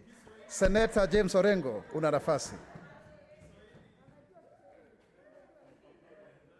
Bwana Spika, vile umesema niongee kwa Kiswahili, basi wacha nijaribu niongee kwa Kiswahili. Kwanza, pongezi kubwa kwa Rais Uhuru Kenyatta kwa hotuba alitoa wakati alikuja bungeni, na aliongea kwa mambo kadhaa, na kuna umuhimu kwa rais kuja kwa bunge kila mwaka kutoa hotuba, kueleza mambo ambayo inaendelea kwa nchi, na haswa kuna yale ambayo zimeelezwa kamili katika kipengele cha 132, na haswa, Bwana Spika, unajua kwamba hali yetu kama taifa, lazima rais kama yule ambao amepatiwa jukumu kuongoza nchi na kusimamia mambo fulani katika serikali ambayo yeye mwenyewe kama kiongozi ambao alichaguliwa akija kwa bunge lazima aeleze haya maneno. Na unajua ya kwamba katika kutoa hiyo hotuba alikuja na ripoti kadhaa ambao katiba imeeleza ya kwamba wakati wote akija bunge ama bunge ikiwa na kongamano pamoja na seneti, lazima aongee kwa mambo mawili ambayo ni muhimu. Ya kwanza ama ya pili ni kuhusu mambo ya kitaifa. Na sisi sote tunajua ya kwamba ukiangalia eneo ya Afrika ya Mashariki na pamoja na Afrika ya Kusini, yale ambayo yanaendelea kwa nchi hizi ambazo kwa kimombo wanasema Horn of Africa, tumekuwa na matatizo nyingi sana. Kama eneo ambao kunaishi karibu watu kadri milioni 300, na Kenya lazima endelee kwa taa ambayo inawaka kamili katika eneo hili. Kuna matatizo nyingi. Ukiangalia mataifa kama Ethiopia sasa zina matatizo makubwa sana, na kama Kenya haiwezi kuwa na amani, tunaweza kuwa na matatizo zaidi katika eneo hili la Afrika. Na mimi naomba kwamba Kenya tukiendelea kuwa na demokrasia kamili, kwa sababu tofauti na nchi ya Kenya na hizi nchi zingine, katika maongozi ambao yanaendelea kwa hizi nchi karibu 6-7, ni kwamba tunajaribu zaidi kuliko nchi hizi zingine kuzingatia maongozi ya kidemokrasia. Na ya pili ambao rais aliongea kwa makini ni kuzungumzia yale maadili ambao iko kwa kipengele ya 10 ya katiba. Na hayo ni muhimu kwa sababu kuna mambo ambayo zimetajwa hapo kama haki za kibinadamu, na pia ni mambo ya uzalendo, na haya yote inatakiwa rais akija bunge la taifa na seneti lazima aongee kwa makini kuonyesha kwamba serikali yake imefanya nini kuhusu hizi vipengele vya katiba ambao ni muhimu. Pia rais aliongea kwa mambo ya corona, na corona imetuletea madhara nyingi sana. Na nataka niseme bila kuogopa ya kwamba serikali ya Kenya imejaribu, tukilinganisha na yale ambao zinaendelea kwa nchi kama Amerika ama India ama Brazil. Kila nchi iko na matatizo, lakini Kenya tumekuwa na matatizo ambao tumezungumzia, lakini naweza kupatia serikali ya Kenya hongera kwa kiwango ambao tunaweza. Tumeshughulia mambo ya madhara haya ya corona, na hiyo si kusema kwamba hatukuwa na matatizo. Kuna madaktari na wale ambao wengine wanahusika ambao wanafanya kazi kwa mahospitali na katika zahanati ambao wengine wamekufa, wamepata madhara mbalimbali. Na hayo tunasema pole kwa familia ambao wamepoteza madaktari ambao ni ndugu zetu, watoto wetu, na tunaomba kwamba wale ambao wameafa kutokana na hii madhara ya corona, Mwenyezi Mungu awalinde mahali pema peponi. Lakini kuna mengi ambao tunaweza kujaribu kufanya. Kwanza, serikali kuu lazima ipeleke hela ya kutosha katika zile counties. Kuna counties ambao imejaribu lakini hawana hela, hawana vifaa, na hiyo haiwezekani kama serikali kuu inakalia hela ambao zinatakiwa ziende kwa counties. Na pia magovernors pia, kuna wengine pia hawafanyi kazi vilivyo. Wako na haraka sana kujenga majengo tofauti, mahali ambao wanaweza kupata tenders na mambo kama hayo, lakini kutoa huduma kwa wananchi imekuwa ni duni sana karibu katika counties zote.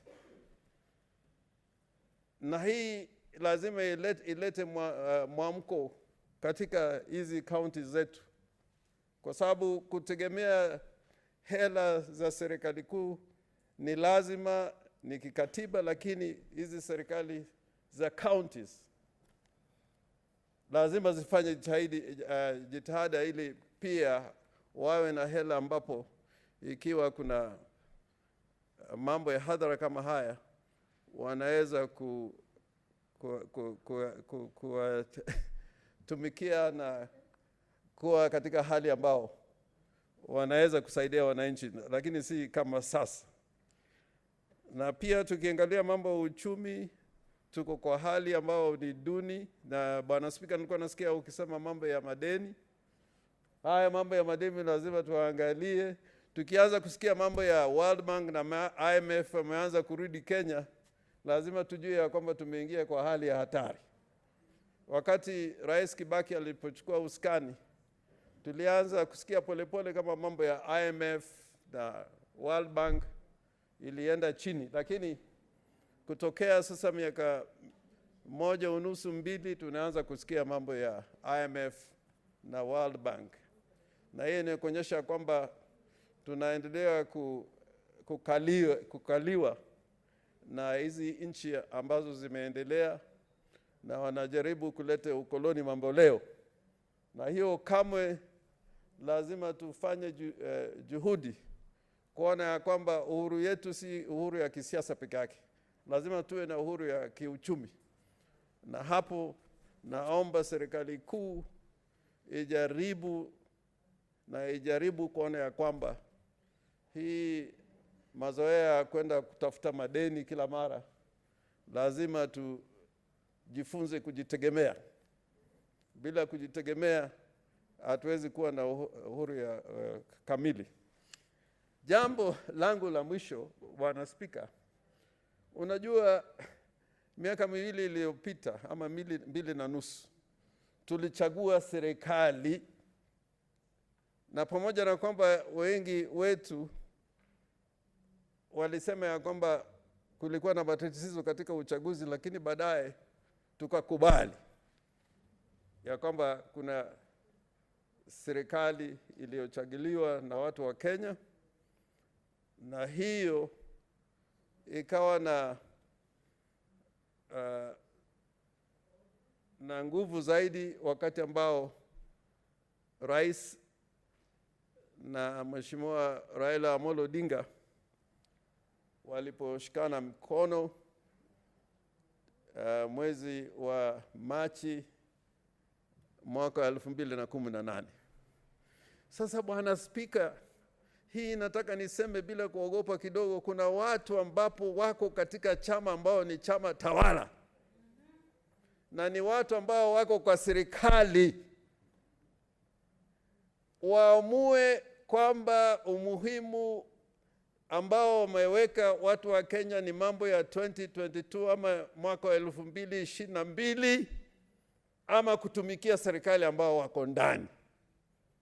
Naye Bwana Spika, hawa watu kila siku wakienda kwa magazeti, wakitoa hotuba kwa mazishi, ni kulilia yale ambao inaendelea, na ni wao ndio wanakaa katika baraza la mawaziri.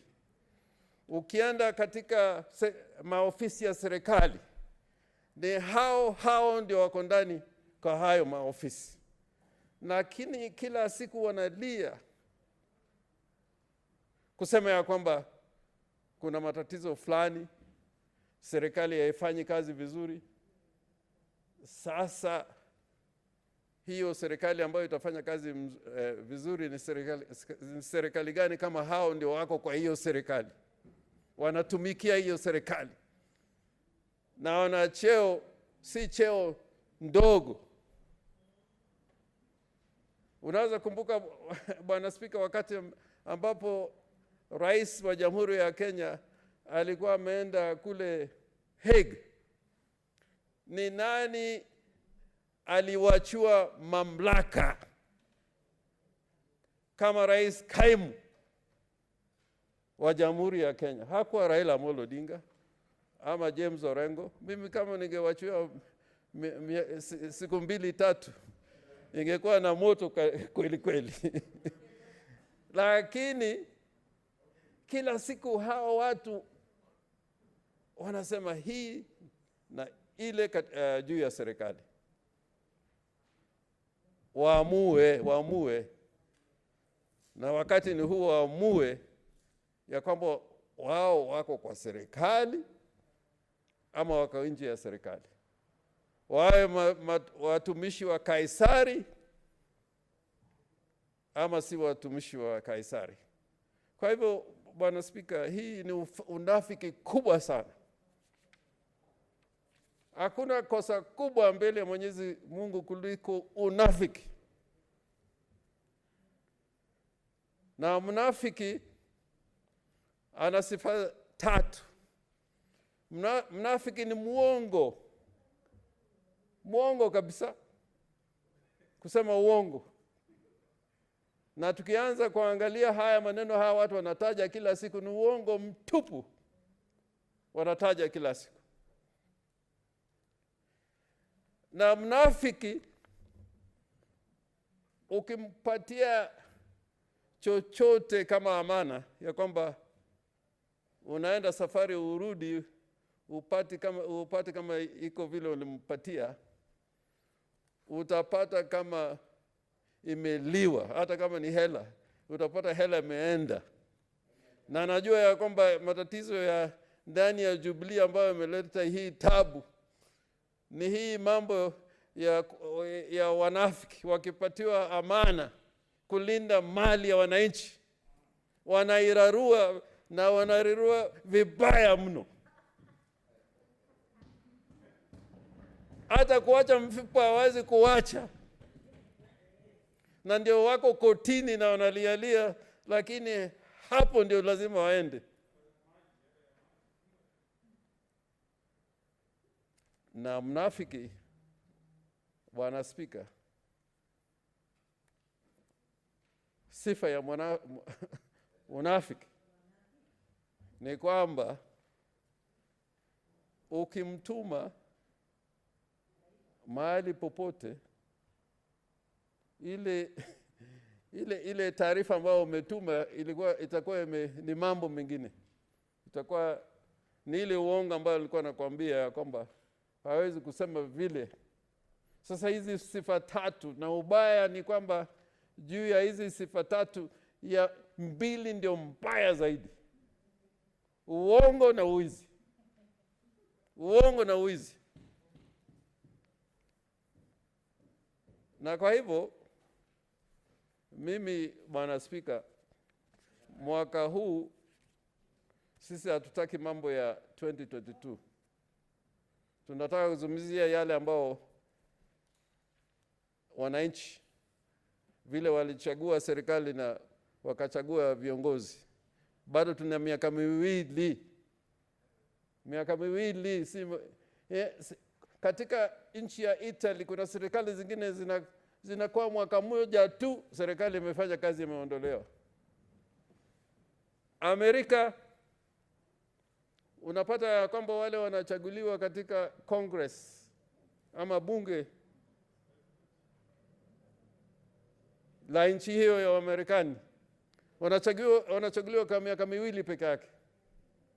Na rais miaka 5, ni miaka 4. Unaanza kazi tu na mambo ya uchaguzi imefika. Sisi tuna miaka 5. Kwa nini hawa wenzetu hawezi kuwa na subira, waongojee wakati itapofika ndio waanze hii msuko ambao unaleta ya kwamba mambo ya 2022. Sasa wito ya rais vile niliangalia kwa hotuba yake ni kwamba tufanye kazi. Na Kenya imekuwa mfano mzuri sana kwa nchi zingine ya kwamba tunaweza kupigana katika uchaguzi na baadaye tunafanya kazi pamoja. Kwa sababu Kenya ina serikali moja, hata upinzani ni moja tu. Upinzani ni moja tu. Na katika hii seneti mimi ndio kiongozi wale wachache.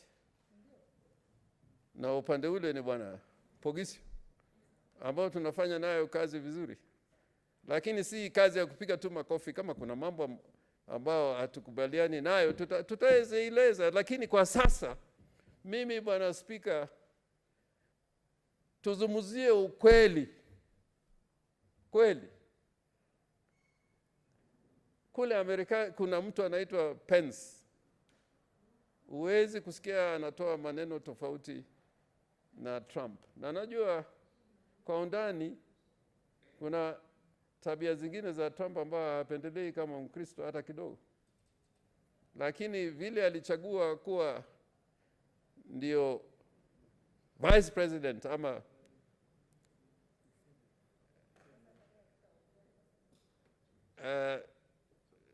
kufanya kazi na Trump, lazima awe anafanya kazi kufuatilia zile kanuni ambao walikubaliana wakati ya uchaguzi. Kwa hivyo bwana Spika, mimi sitaki kusema kuzidi hayo, lakini naomba kwamba kwa hizi miaka miwili tutunge sheria ambayo inayofaa katika zile maadili ambao Raila Amolo Odinga na Uhuru Kenyatta walisikizana, na wale ambapo wanataka viti uchaguzi itafika na tutaona nani atashinda na yule ambao hatashinda. Lakini kwa sasa kazi yetu mkubwa ni kuleta amani katika nchi yetu ya Kenya, na pia kuona ya kwamba kutoka kesho tumechukua zile sahihi, mamilioni masahihi tutapata, na nawaambia hao ya kwamba hizi masahihi tutapata zaidi ya milioni 4.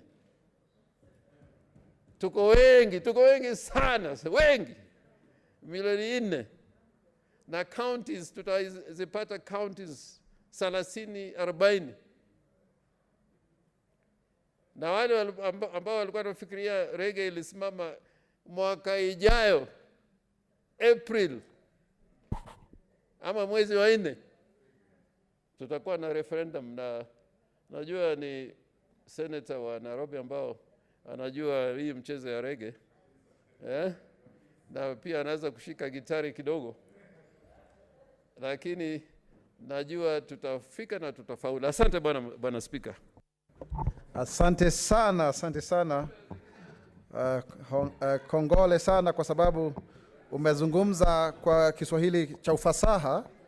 Kwa hivyo hiyo ni dhibati kwamba Mheshimiwa Seneta James Orengo, kiongozi walio wachache, kwa kweli uliweza kuhudhuria ile mihadhara yote ambayo ya kisheria ambayo ulikuwa unaifanya kule katika Chuo Kikuu cha Dar es Salaam. Na pia niseme kwamba changamoto ambayo tunayo sasa hivi ni kwamba nguzo ya upinzani imewiana na kushikamana na nguzo ya serikali. Kwa hiyo sasa hivi huwezi ukajua nani yupo kwenye serikali, nani yuko kwenye upinzani, lakini ni jukumu la serikali, na nafikiri tunaye kiongozi walio wengi, Seneta Samuel Pogishwe, kuhakikisha kwamba imeridhisha yale masuala yote ambayo yanaibuka kuhusu utendakazi wa serikali hiyo, ili wananchi wasiweze kuonekana kama wametelekezwa. Kwa hiyo kwa huo mdahalo mzuri na kuchangia kwingi kwa mapana na marefu na muhtasari, hongera sana. Kongole Seneta James Orengo. Kwa hivyo tunangependa sana kuona maseneta wengi wakizungumza kwa Kiswahili. Mimi sipo hapa kama mkufunzi wa kuweza kusahihisha lugha. Zungumza vile upendavyo na unavyofaa kuzungumza. Asante. Kwa hiyo sasa hivi ndio nimpe nafasi Seneta Pareno endelee. Nitampa fursa hii Seneta upande wa walio wengi, Milgo Alice Chepkorir.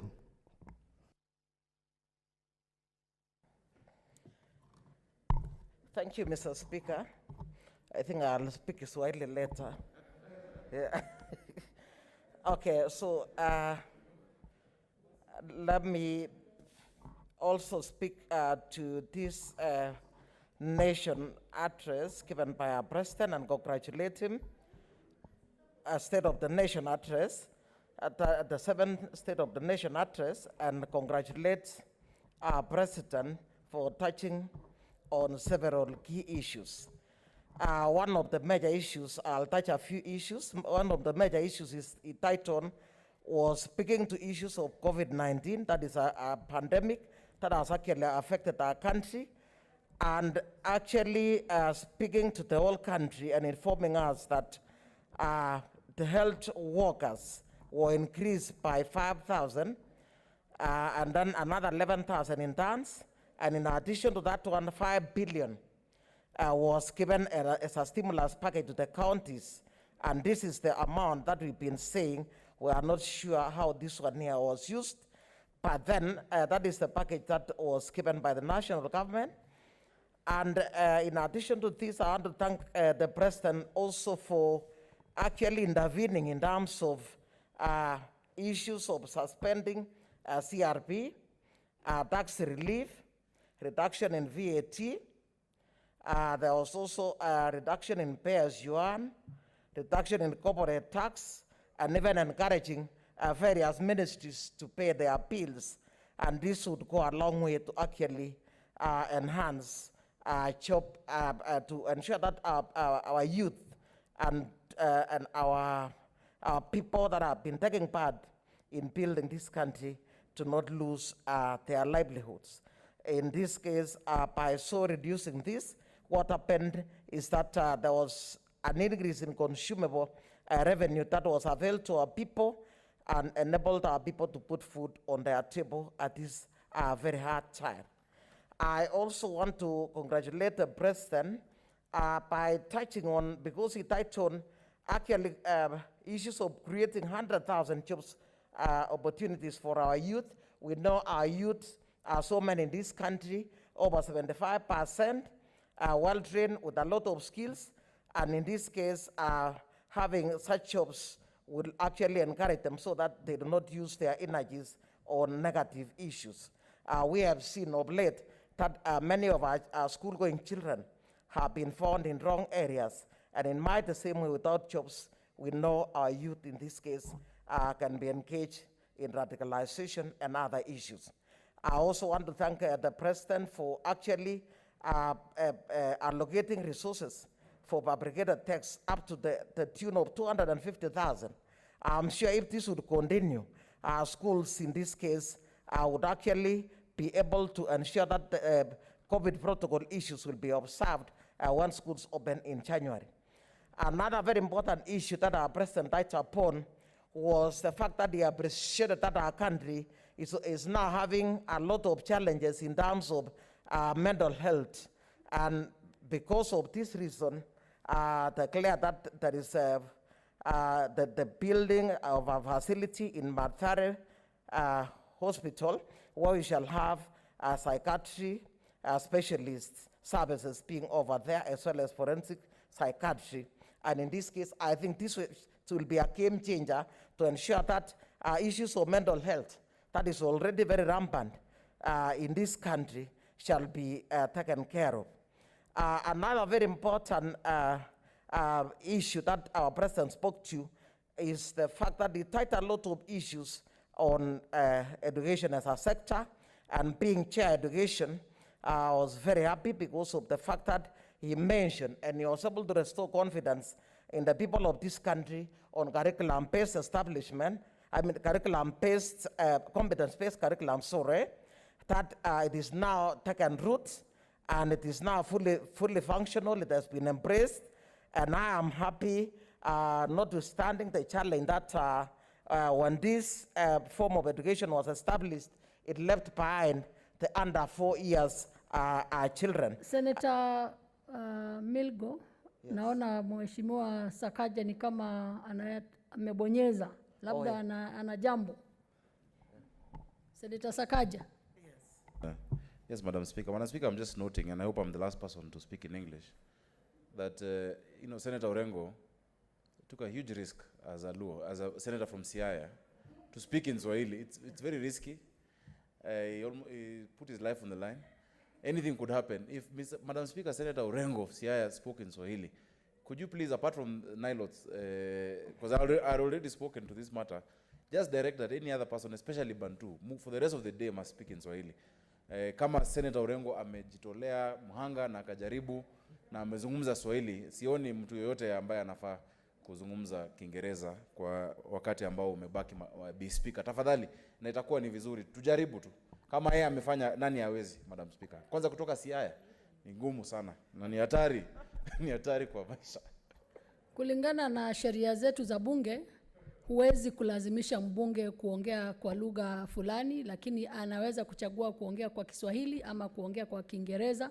Kwa hivyo siwezi nikalazimisha, lakini ni kuwaomba tu yule ambaye anajisikia kwa kuongea Kiswahili ama anasikia kwamba anaweza kumudu lugha ya Kiswahili, tunamkaribisha aendelee hivyo. Lakini kukulazimisha, hapana.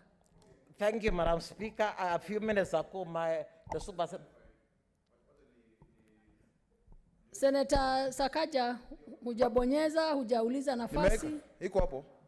Ilikuwa hapo. Madam Speaker, nafafanua, unajua ufasaha wa lugha ni muhimu. Si kusema umlazimisha au umwamrishe senator yote, ni tuwahimize ya kuwa Kiswahili kitukuzwe. Ni kuhimiza na kuwatohoza, lakini sio kuamrisha. Be Speaker, na nimeshukuru ni Professor Abraham Kindiki ndo amenieleza hilo neno la utohozi au kuhimiza. So si ati lazima, lakini ni vizuri ili hata wale ambao wanasikia nyumbani waone Senator Shionga anajaribu na Kiswahili ya Kiluya, Senator Kwamboka na Kiswahili ya Kisii. Itasaidia mandhari pia ya Senate. Senator Sakaja, hapo awali hukuwa umeuliza tuwahimize, ulikuwa umeuliza kwamba tuwaamrishe, lakini sasa umerekebisha, tunawahimiza watumie lugha ya Kiswahili. Lakini yule ambaye ameona hajimudu kwa lugha ya Kiswahili, ako huru kuchagua lugha ya Kiingereza. Thank you so Endelea, much. Mheshimiwa Alice Milgo. Thank you so much, Madam Speaker, and I think English and Kiswahili will remain the parliamentary language. Therefore, when we have so many points, we will be able to speak the language that we feel. Okay, so Madam Speaker, before I was at the point of what I was given to speak in maybe Kiswahili, I was speaking to issues of education as an education chair. I thank the President for speaking to a lot of issues, education, and more specifically, actually touching on curriculum, competence-based curriculum, which of course many of our parents were actually having some challenges about, and now that it has taken root, and I've said notwithstanding its challenges, that this form of curriculum left out a section of our children that which we used to call baby class, that is the under 4, and I hope something will be done to correct that.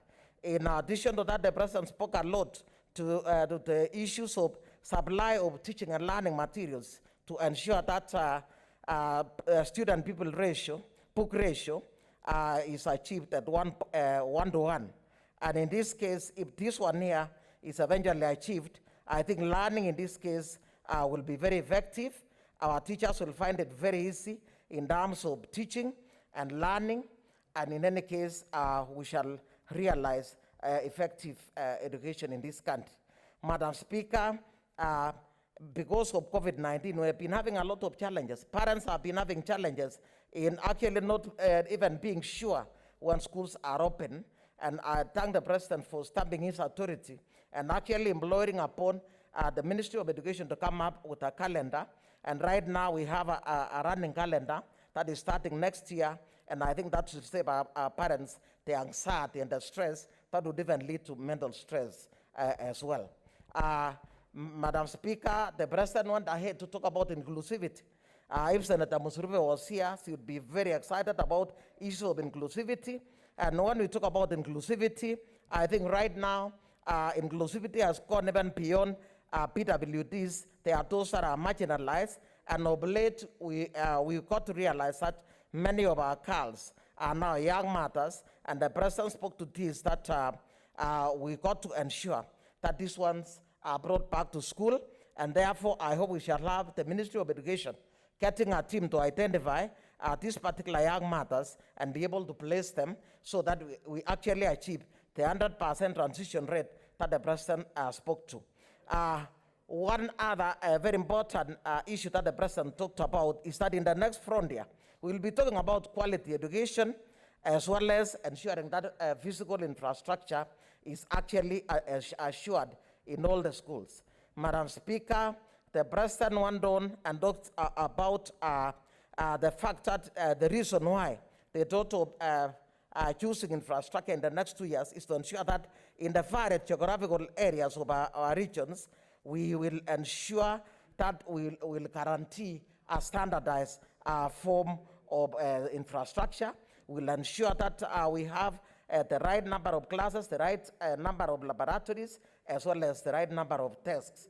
And in this case, this will be one of the greatest achievements, Madam Speaker. One other important issue that the president talked about is the Big Four. Many people thought that the Big Four is lost, but then he spoke to this issue very seriously, and now I'm happy. Part of his thoughts is that he wants to make the youth not earners of wages, but actually to be owners of capital. And if this country will be able to achieve that, I think we shall be able to turn the economy of this country into a most progressive economy. Madam Speaker, another thing that the president should be lauded about is issuing of title deeds. Land, Madam Speaker, is a factor of protection, and in addition to that, it is a very emotive issue. There was a petition in this house about land, and I did realize that people are almost actually coming to fight out of that. And in this case, keeping out 4.5 million title deeds in only 7 years is an issue worth lauding that the president has actually done. And in this case, once these people have gotten their title deeds, I'm sure they'll settle down and be able to actually carry out some of the activities using this land. In addition to this, the president talked about digitizing land records. And if this is achieved in this country, Madam Speaker, I think this country will go a long way to actually save the people. The corruption that has been around land, you go there, you cannot get on the file, you go there, you are being taken in the rounds, and in most cases, this one here has been a challenge. Madam Speaker, this speech actually has a lot of policies, there's a lot of proposals, economic stimulus, but the challenge in this country is that we have got good policies, good plans, but then what has been a challenge to us is implementation policy, and at the same time, there's a lot of wastage in terms of corruption, and I think next time, the president should be able to come out very clearly in terms of how to curb corruption issues so that people may get value for their money. Thank you, Madam Speaker. Unayoyoma. Thank you, Madam Speaker. Thank you. Nafasi hii ni ya Senator Makori Beatrice Kwamboka. Asante, Bi Speaker.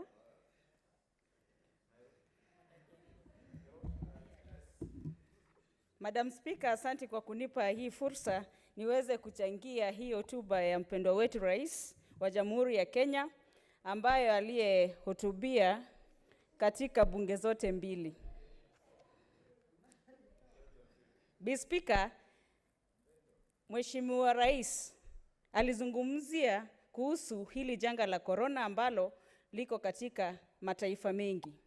Sana sana katika Kenya aliweza kutueleza mikakati ambazo ameshapanga ili kutibu huu ugonjwa wa corona.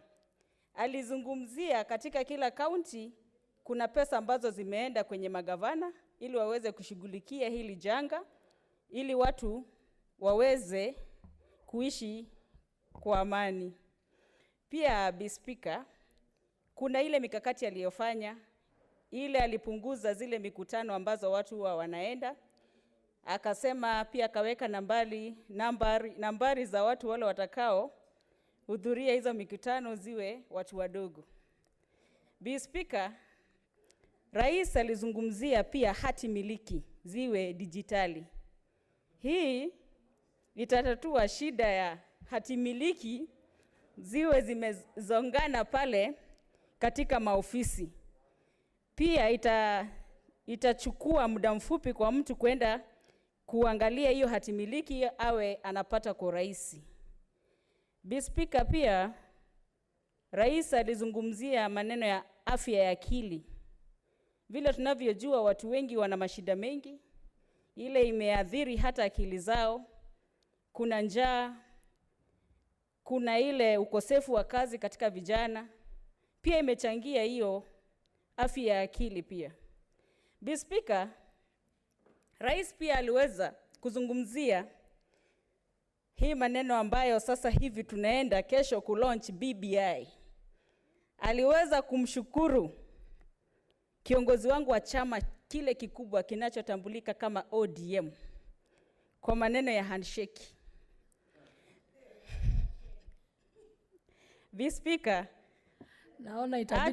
naona itabidi sasa uangalie Kiswahili vizuri, kwa sababu matamshi kama handshake hamna katika lugha ya Kiswahili. Labda useme walisalimiana salamu za amani. Ndio Madam Speaker, asante sana kwa kunirekebisha hapo. Unajua Kiswahili sio mdomo yetu, ilikuja tu. Speaker, pia rais alisema ataweza, yeye ni kama Musa, yeye ni kama Musa, ataweza kutupitisha ili tuweze kuona ule mji mzuri ule wa Kanani ambayo kiongozi wangu wa chama Mheshimiwa Raila Amolo Odinga anavyotarajia mema katika nchi yetu ya Kenya. Speaker, na kwa hiyo BBI maneno mazuri yatakuja kutokea. Speaker, tutaangalia pia sisi kama kina wanawake wa hii Jamhuri ya Kenya, tutafaidika hapo, kutakuwa na umoja. Kama ni mali itakuwa ikigawanyishwa kisawa sawa. Na Speaker, huu ni wakati wa kufanya kazi, rais alisema. Wale ambao hii inaitwanga nini hii? Hii bunge hii serikali ni ya Jubilee. Na Speaker, ni wakati wa wale ambao wako katika hii serikali wafanye kazi. Wawache kuanza kufanya kampeni tu. Siasa ya mwaka 2022, watulie, wasaidiane waweze kuendeleza hii Kenya yetu mbele. Asante Speaker, nitashukuru kwa hayo na ninaunga mkono hotuba ya rais. Naona umejaribu sana. Nafasi hii ni ya Senator Matsisa Naomi Shionga. Thank you, Madam Speaker, for giving this opportunity to deliberate on the presidential address in Parliament for this second day. Madam Speaker, I want to start by congratulating His Excellency for giving a very Solomonic ruling and speech. And first of all, I want to say that when he recognized the critical effort and critical satisfaction that the two parliaments, the two houses, that is the Parliament of Kenya, do, we felt like we are part and parcel of this government, because we do a lot of things in driving and facilitating, especially the agenda of this country in realization of various agendas that the government put forth. Madam Speaker, I want to say that Madam Speaker, you can protect me from the noise, but yeah, thank you. Madam Speaker, I'm just saying that the presidential deliberations did not actually elaborate very well on the corruption that we are seeing in Kenya. We have seen of late the government of Kenya wanting to get to know where the funds that are delivered or they are given in terms of government projects. Recently, we experienced the KEMSA issue, and we found out that a lot of money had been dished out in realization of the COVID-19. and it was in terms of a scam, a very big scam.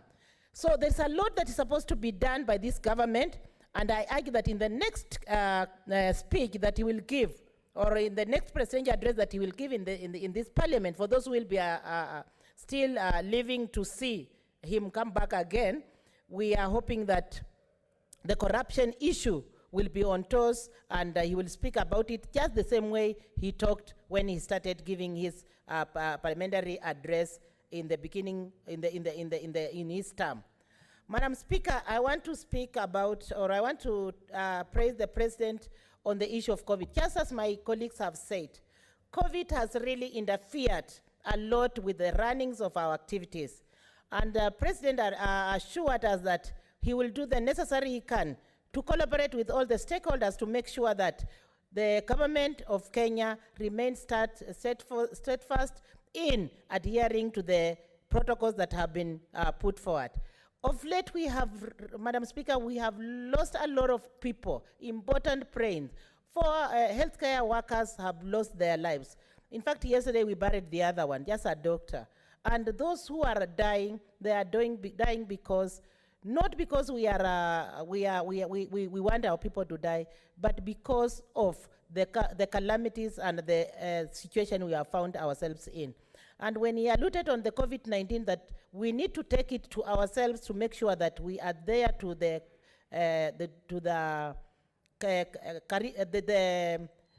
protocol, it is very important that we follow it as a national. Madam Speaker, when the President also reminded us of a very important issue that the government has, or the citizens of Kenya have been talking about, and in this, he talked about the Huduma number. Many have been putting about the propaganda when it came to Huduma number that it was probably something that was a scam, or people wanted, or the government wanted to loot money. But he came up clear with this issue of Huduma number and emphasized that the benefits are fully, and the benefit that we are going to benefit from this Huduma number, there are a lot. And he said that it is fully on course, and it is not an issue that has been forgotten, but it's an exercise that is actually going to make Kenya, or move Kenya to another level, which actually gave us an effort of understanding that Huduma number, being one of the projects, is a project that we are going to be proud of. Madam Speaker, again, when the President alluded on the issue of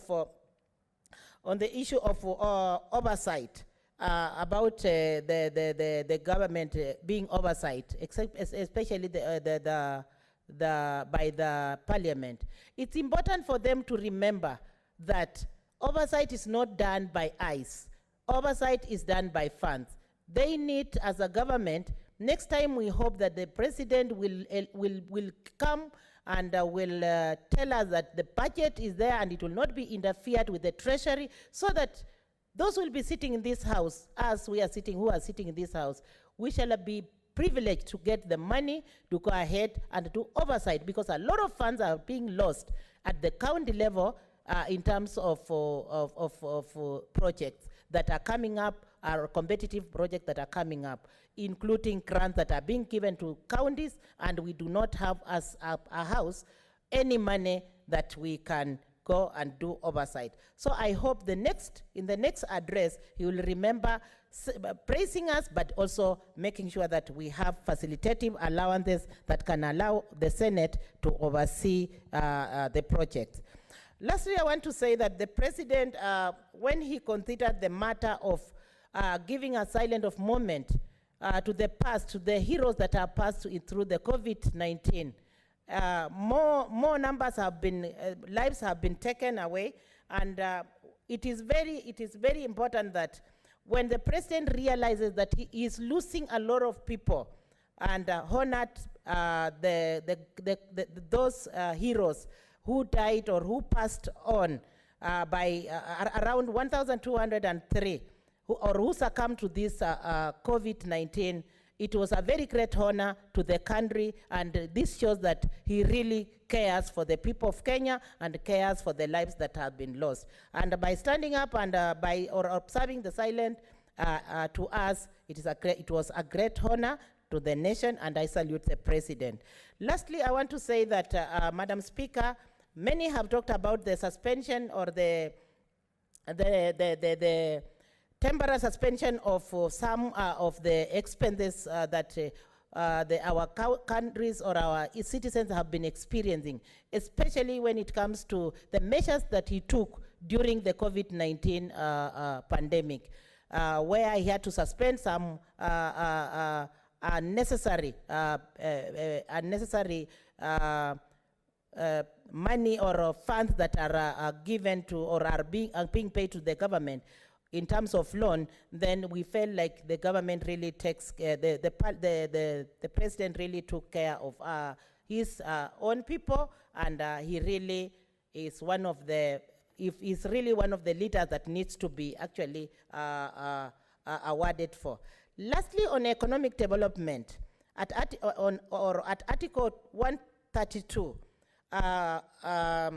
we looked at, when the president was looking at the economic and the social economic empowerment of his people, it's all about the intention of activities. And when the president said that he is all after results that are to come out of those activities and not the volume of what people talk, it was very important that people realize that talking is enough, but actions are supposed to be done. And the impact that we shall be achieved with our people, or those that he has put into the responsibility, then it becomes a plus to our country or our nation, because economically we need to gain from what we have invested in, other than what talking a lot of unnecessary things. Thank you, Madam Speaker, and I'm proud that tomorrow we shall launch the signatures to change what we are talking about here. Thank you, Madam Speaker. Senator Zani Agnes Philomena. Thank you, Madam Speaker. I stand to support that pursuant to Standing Order 24-6, the thanks of the Senate be recorded for the exposition of public policy contained in the address of His Excellency the President, delivered on Thursday, 12th November. Madam Speaker, the whole presentation that was done was skewed within specific national values. As Kenya, these are the national values we consider ourselves in terms of service to this country. These are very key, and they actually run across the whole speech. The values of patriotism. Madam Speaker, that countries like America for some time had tried to put a lot of effort in ensuring that this is passed even to various levels of their students at various levels of educational systems, that we have also tried to do, and we need, I think, to be able to infuse this further within our educational systems. Values of national unity, especially considering the fact that we come from different ethnic groups and different backgrounds. The rule of law, the constitution, the various legislation that we have, democracy and participation of the people, human dignity, very key for policy issues, for development of a country, integrity, transparency, and accountability. And these are the values that were referred to initially in the speech, which are very, very critical and very, very important. And without these, it's impossible for us to have a national transformative agenda that really is what Kenya targets to get to. The speech also mentioned the promotion of bills and the promotion of bills, especially in the National Assembly and in the Senate, and inferred to Article 110(3) and the need for that consensus to happen. I'm glad that we've passed that stage, and we saw, or we had this afternoon, some of the bills are coming back for consideration. COVID-19 was also another issue that was tackled, and up to today, 727 cases out of a subsample of about 5,000 are still positive, that we are not really out of the woods yet. At the time of this speech being made, 1,203 deaths, among them, as we've mentioned, community health workers, medical doctors, medical fraternity at different levels. A total of 66,723 confirmed cases overall, 1,203 deaths. These are debts we cannot afford in Kenya. These are debts, especially within the health sector, have really dealt a blow. The people who are meant to be taking care of the sick are the ones who are dying. And this is not a problem only for Kenya, it's a problem across the world. But then a lot of effort needed to be put in to ensure that their protection is really a first-hand. The issues that we are hearing from this sector, we had a COVID-19 committee within this Senate, are issues that still need to be delved into. We have the Community Health Services Bill really advocating for community health services right from the ground. And it is these initiatives that can really make the changes that we so desire so much to have within this country. So this is very, very important. Another issue which was mentioned in the speech that really is meant to have helped in terms of the economy is the National Exchequer foregoing taxes amounting to 176 million annually. Also 6 billion from Universal Health Kitty was put to support the counties, but we've had within the various facets probably a breakdown from the disbursement of the funds to their actual implementation on the ground. So great opportunities there for better oversight, for much quicker, more efficient, on-time follow-through with services that get projected to the counties. An 8-point economic stimulus program of 56.6 billion. This could have helped Kenyans get cushioned from the ravages of COVID-19 that we've seen in this country. 5 billion put into credit guarantee schemes. This could have helped Kenyans as well.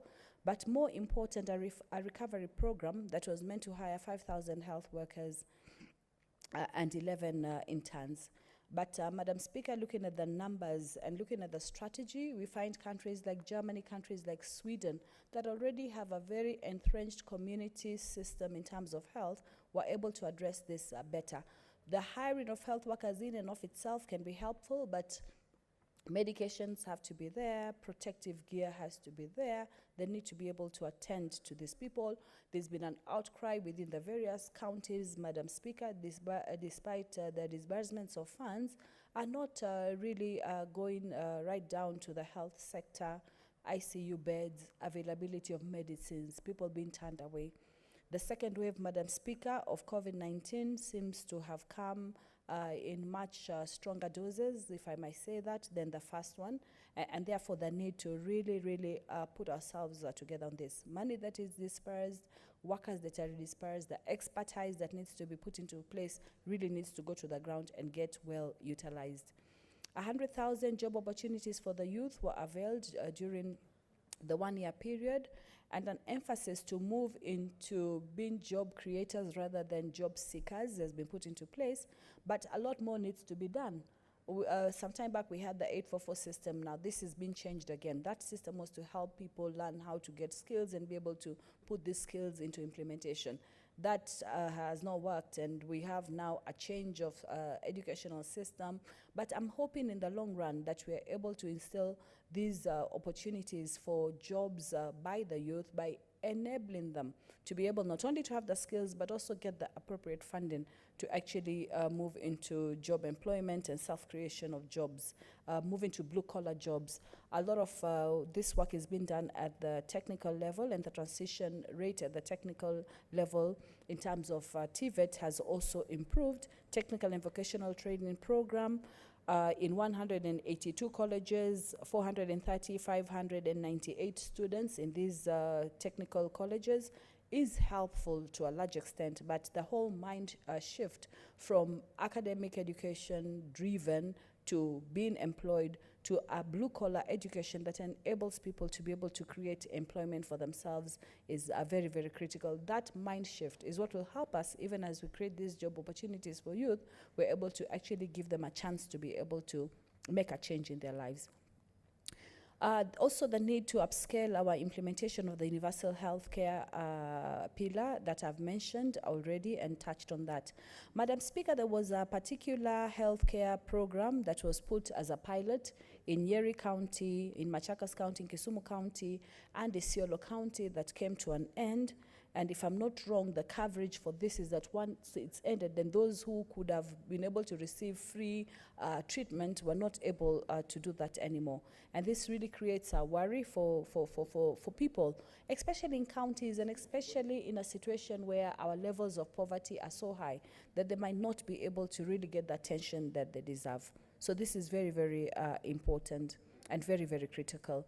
Apart from a pilot, therefore, we need to be able to think about this being rolled out into all the counties so that we actually have a universal healthcare program that can now be applicable in all the counties. The issues of mental illness was also mentioned, and that is very, very important, affecting the youth because of various practices.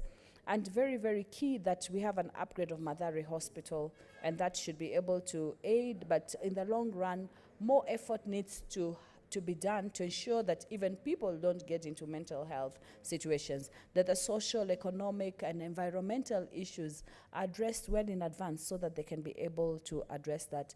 I'll move a little bit faster because I know my colleagues would also like to squeeze in and be able to make comments before we end. So the competency, the education competency-based curriculum, this is very, very key. The textbook ratio grades 1 to 3 of 1:1, especially for grade 1 to 3, very commendable. But I think the most definite transition that has really had a profound impact is the transition rate of 100 from primary to secondary schools, and the chance for students to be able to transit without being cut off because of being at a particular mark. So we need to be able to move to being not earners of wages by owners of capital. This is the main message, especially for the youth, and that is very, very critical, Madam Speaker. And then quickly, other issues which are mentioned, which is important, improvement of the ease of doing business. This is very, very key. We have done well over time, and we can continue to improve. Single business permits has been a long issue for a long time, and this can help. The Likoni floating bridge, and I want to tie this with Senator Faki's statement that he brought earlier, the need to ensure that functions that have been devolved do not get back again to not being devolved, so that when we have the Likoni ferry, when we have the issues of the ferry, when we have the floating bridge, these are given priority. Lamu Port, Bath 1 are getting completed, therefore more business coming in. And many other things that have been put into place, including the harmony between the two houses, which is very, very critical, especially for this legislative house. I support. Thank you, Madam Speaker.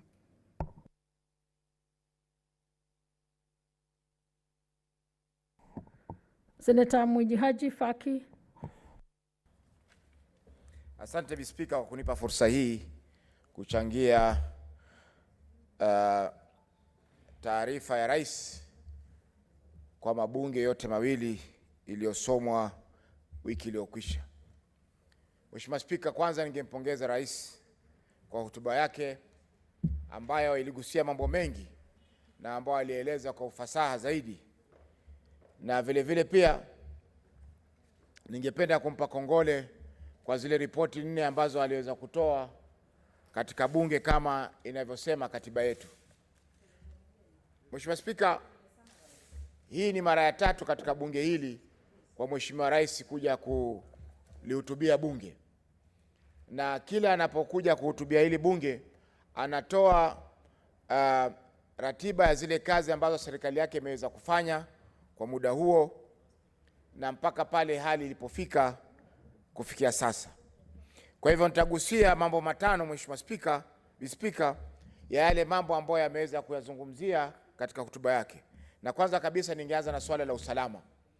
Alieleza Rais kuwa swala la usalama wa nchi ni mzuri sana na hakuna jambo lolote ambalo linaweza kuchukuliwa kama la kutishia usalama wa nchi. Mheshimiwa Spika, tukiangalia hapo nyuma tulikuwa tumezungumzia visa kadha wa kadha vya watu wasiojulikana kuvamia na kuua watu kiolela. Kwa mfano kule Kwale kumetokea visa kadhaa ambapo watu wameweza kuuliwa, wengine wakatekwa nyara na wakapelekwa na baadaye zikapatikana maiti zao bila kupata maelezo yoyote kuhusiana na visa hivi. Mheshimiwa Spika, pia vile vile katika bunge hili niliweza kuleta ripoti kwamba watu wasiojulikana walivamia makazi kule chuo cha Kiislamu kule eneo la Kilifi na wakawateka nyara watu 4. Baadaye kati ya wale 4, 3 waliachiliwa, mmoja mpaka leo hajulikani alipo. Kwa hiyo Mheshimiwa Spika, inasikitisha kwamba wakati tunaelezwa kuwa hali ya usalama ni nzuri katika nchi yetu ya Kenya, bado kuna visa vya watu kupotea kiolela, wengine kuuliwa kiolela bila kutoa maelezo yoyote kuhusiana na masuala haya. Kwa hiyo Mheshimiwa Spika, ningependa labda katika maelezo yajao Mheshimiwa Rais aweze kugusia kuwa swala hili la watu kupotezwa ama kuuliwa kiolela katika nchi yetu ya Kenya, wakati sisi tuna katiba ambayo inalinda haki za binadamu na tumeweka sahihi mikataba mingi ya kimataifa kuhusiana na haki za binadamu. Jambo la pili Mheshimiwa Spika ni swala la afya, ambapo Rais aligusia kuwa universal health care karibuni itakuwa inatumika katika nchi nzima katika jamhuri yetu ya Kenya. Mheshimiwa Spika, tuliona pia kwamba amegusia swala la ugonjwa wa corona ambao umeathiri ulimwengu mzima kwa jumla. Lakini Mheshimiwa Spika, jambo la kusikitisha ni kuwa hapa katika nchi yetu ya Kenya hatujaweza kutilia mkazo zaidi kuhusiana na matibabu au vipi tutapambana na ugonjwa huu wa corona. Tukiangalia Mheshimiwa Spika, wale madaktari wenye uzoefu mkubwa, wengi umri wao ni zaidi ya miaka 55 ambapo hawaruhusiwi kwenda kazini mara kwa mara. Tunabaki na madaktari ambao hawana tajiriba ama hawana experience ya kuweza kupambana na magonjwa haya, na unapata kwamba wengi wao ni vijana bado wana uoga wa kuweza kufanya kazi kikamilifu. Kwa hiyo Mheshimiwa Spika, hapa ningependa kusema kwa madaktari pia, mbali na kuwapewa vifaa vya kujikinga na ugonjwa huu, vile vile pia wanataka wapatiwe counseling, wapatiwe ushauri mara kwa mara, ushauri na saa mara kwa mara, kwa sababu maradhi haya yanaathiri sio wao peke yao, hata familia zao pia, kwa sababu wanapotoka kwenda kazini hawajulikani watakaporudi watarudi na ugonjwa ama watarudi wazima. Kwa hiyo Mheshimiwa Spika, lazima swala hili la nasaha, ushauri nasaha kwa madaktari, vile vile kupewa marupurupu yao kwa wakati unaofaa, vile vile pia hali zao za kufanyia kazi ziweze kuimarishwa ili kuhakikisha kwamba madaktari wale, wauguzi na wengine wanaohusika na kutibu na kuangalia wagonjwa wa corona wanaweza kuangaliwa kwa njia nzuri. Mheshimiwa Spika, jambo la tatu Mheshimiwa Spika ni kuwa swala la corona la vita dhidi ya ufisadi. Ufisadi umerejea tena upya katika nchi yetu Mheshimiwa Spika. Tukiangalia matumizi ya pesa za corona, tukiangalia utoaji wa zabuni katika KEMSA, yote haya ni masuala ambayo yako wazi, ambapo rais angeweza kuyazungumzia kwa ufasaha zaidi, kwa sababu hapo nyuma alikuwa ametoa ilani ya siku 21 kwa DCI na tume ya ufisadi kuhakikisha kwamba wale ambao wamekula pesa za KEMSA ambazo zilinuiwa kusaidia katika vita dhidi ya corona katika nchi yetu ya Kenya waweze kuwa wameshtakiwa na wamepelekwa mahakamani kwa haraka iwezekanavyo. Lakini Mheshimiwa Spika, mpaka leo hakuna jambo lolote ambalo limefanya. Faili inapelekwa kwa mkuu anti corruption, kwa kiongozi wa mashtaka, inarejea kwa DCI, inapelekwa kwa kiongozi wa mashtaka, inarejea kwa DCI. Hii inapoteza wakati Mheshimiwa Spika, wakati wale ambao wameweza kupata pesa hizo hawakukaa tu bila kuzitumia. Hizo pesa zinatumika, na zile pesa labda zinaweza kutumika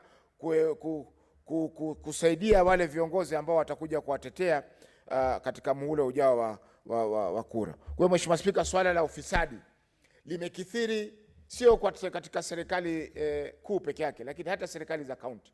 Tuliona zile pesa ambazo zilipelekwa kupambana na corona Mheshimiwa Spika, katika kaunti zote hazikuweza kutumika kisawasawa, na mpaka leo hakuna kaunti yoyote ambayo inaweza kusema kwamba sisi tumeweza kujimakini na tunaweza kupambana na vita dhidi ya corona kwa uwezo ambao tunaweza kupewa na serikali. Tukiangalia Mheshimiwa Spika, nimeweza kuzuru kaunti ya Isiolo, nikaweza kuzuru kaunti ya Lamu, kaunti ya Meru, nikaweza kuzuru pia kaunti ya Mombasa, Kilifi na Kwale, na kote huko tuliona kwamba kuna upungufu mkubwa wa vifaa vya kuweza kupambana dhidi ya ugonjwa wa corona, na yote ni kwamba pesa zimeletwa lakini pesa hazitumika kisawasawa kulingana na vile ambavyo inatakana. Mheshimiwa Spika, hotuba ya rais pia ilizungumzia masuala ya ujirani mwema, na rais akaomba kwamba majirani zetu waombe wafuate mfano wetu kuweza kupata ile tunaita kushikamana kupitia kwa handshake ama kuleta uwiano katika vyama vya kisiasa, ili tuone kwamba watu wanaendelea kuishi kwa amani na upendo. Mheshimiwa Spika, ni mambo ya kusikitisha yale yalitokea katika Jamhuri jirani ya Tanzania wakati wa kura uchaguzi mkuu wao uliofanyika mwezi uliokwisha.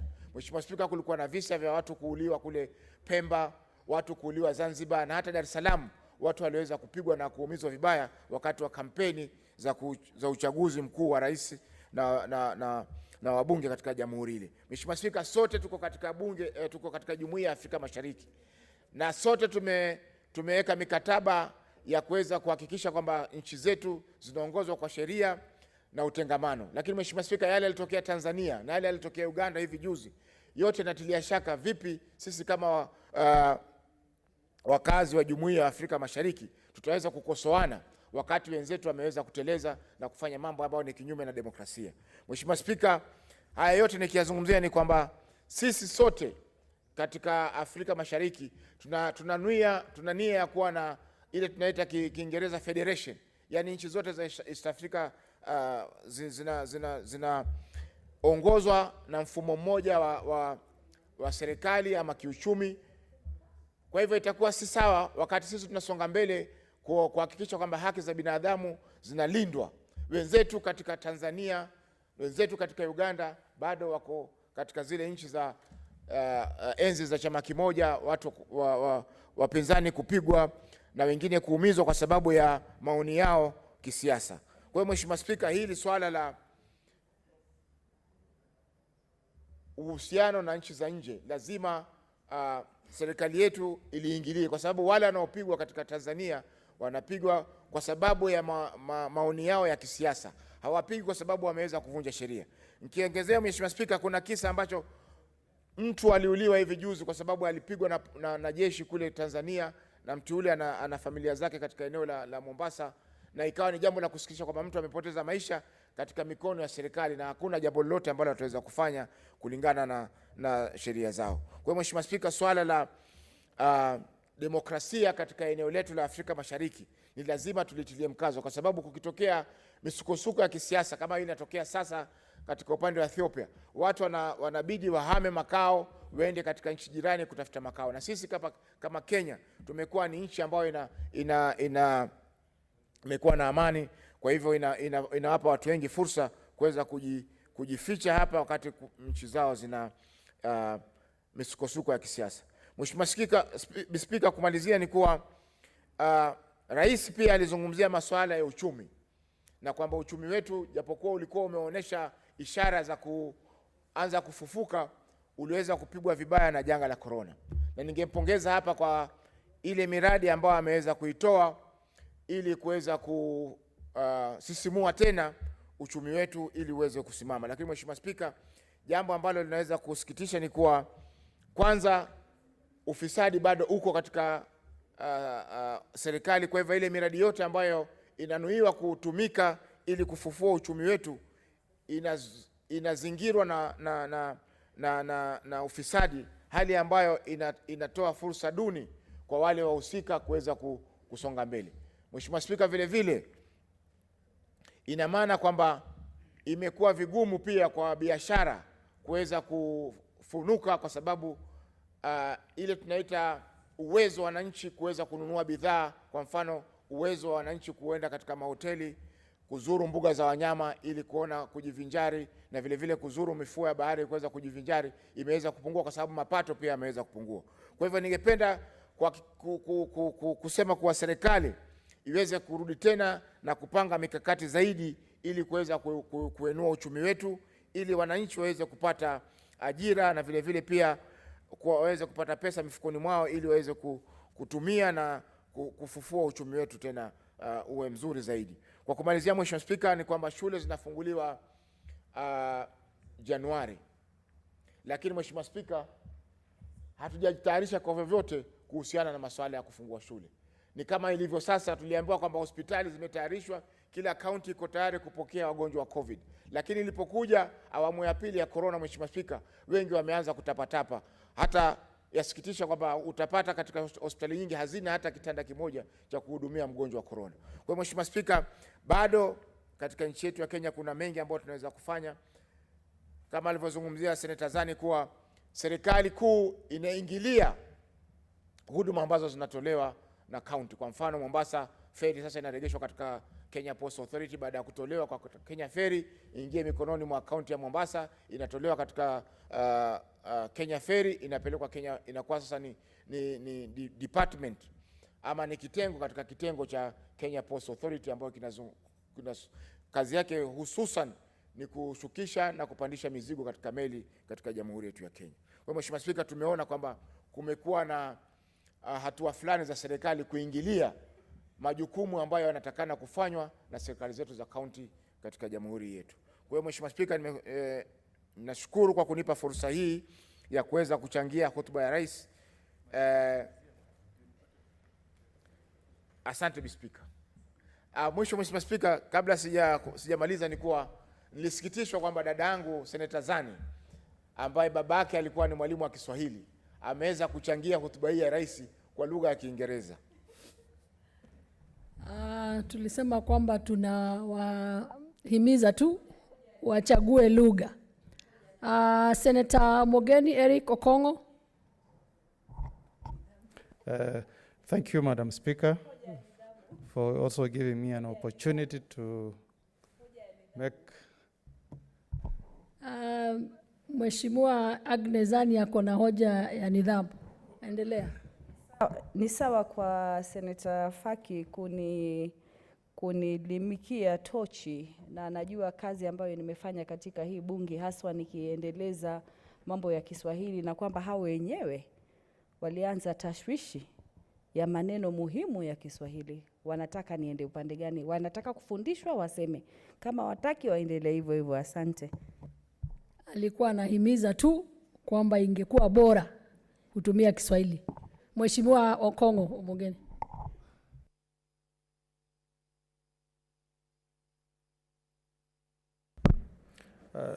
Bi Speaker, nafikiri kwa sababu leo ilikuwa siku ya sisi maseneta kuzungumza kwa lugha ya Kiswahili, mimi pia nitatoa mchango wangu katika hotuba ya rais kwa lugha ya Kiswahili. Mwenyekiti, Madam Speaker, kwanza kabisa nataka kutoa shukrani yangu kwa rais wa taifa kwa ile hotuba ambaye alitoa kwa bunge zetu mbili, haswa yale mambo ambayo aliweza kuzungumzia ambayo yanagusia wale ambao sisi ni wakilishi wao. Madam Speaker, kwanza kabisa nilipendelea sana hotuba ambaye rais alitoa ambayo ilikuwa inalenga wale ambao ni wanataka kufanya biashara katika nchi yetu ya Kenya. Speaker, ukiangalia katika ile hotuba ya rais wetu wa taifa, aliweza kueleza kwamba katika nchi nyingi sasa Kenya ni kati ya yale mataifa ambayo wameweka sheria ambaye imefanya kurejista makampuni katika taifa letu kuwa kazi rahisi sana. Madam, utasalia Mheshimiwa Okongo, utasalia na dakika 12 wakati tutaendelea na mjadala huu.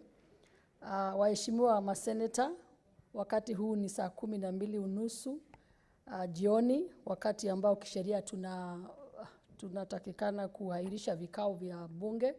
Kwa sasa tunahairisha mpaka tarehe 1 Jumanne saa 8:30 mwaka huu wa 2020.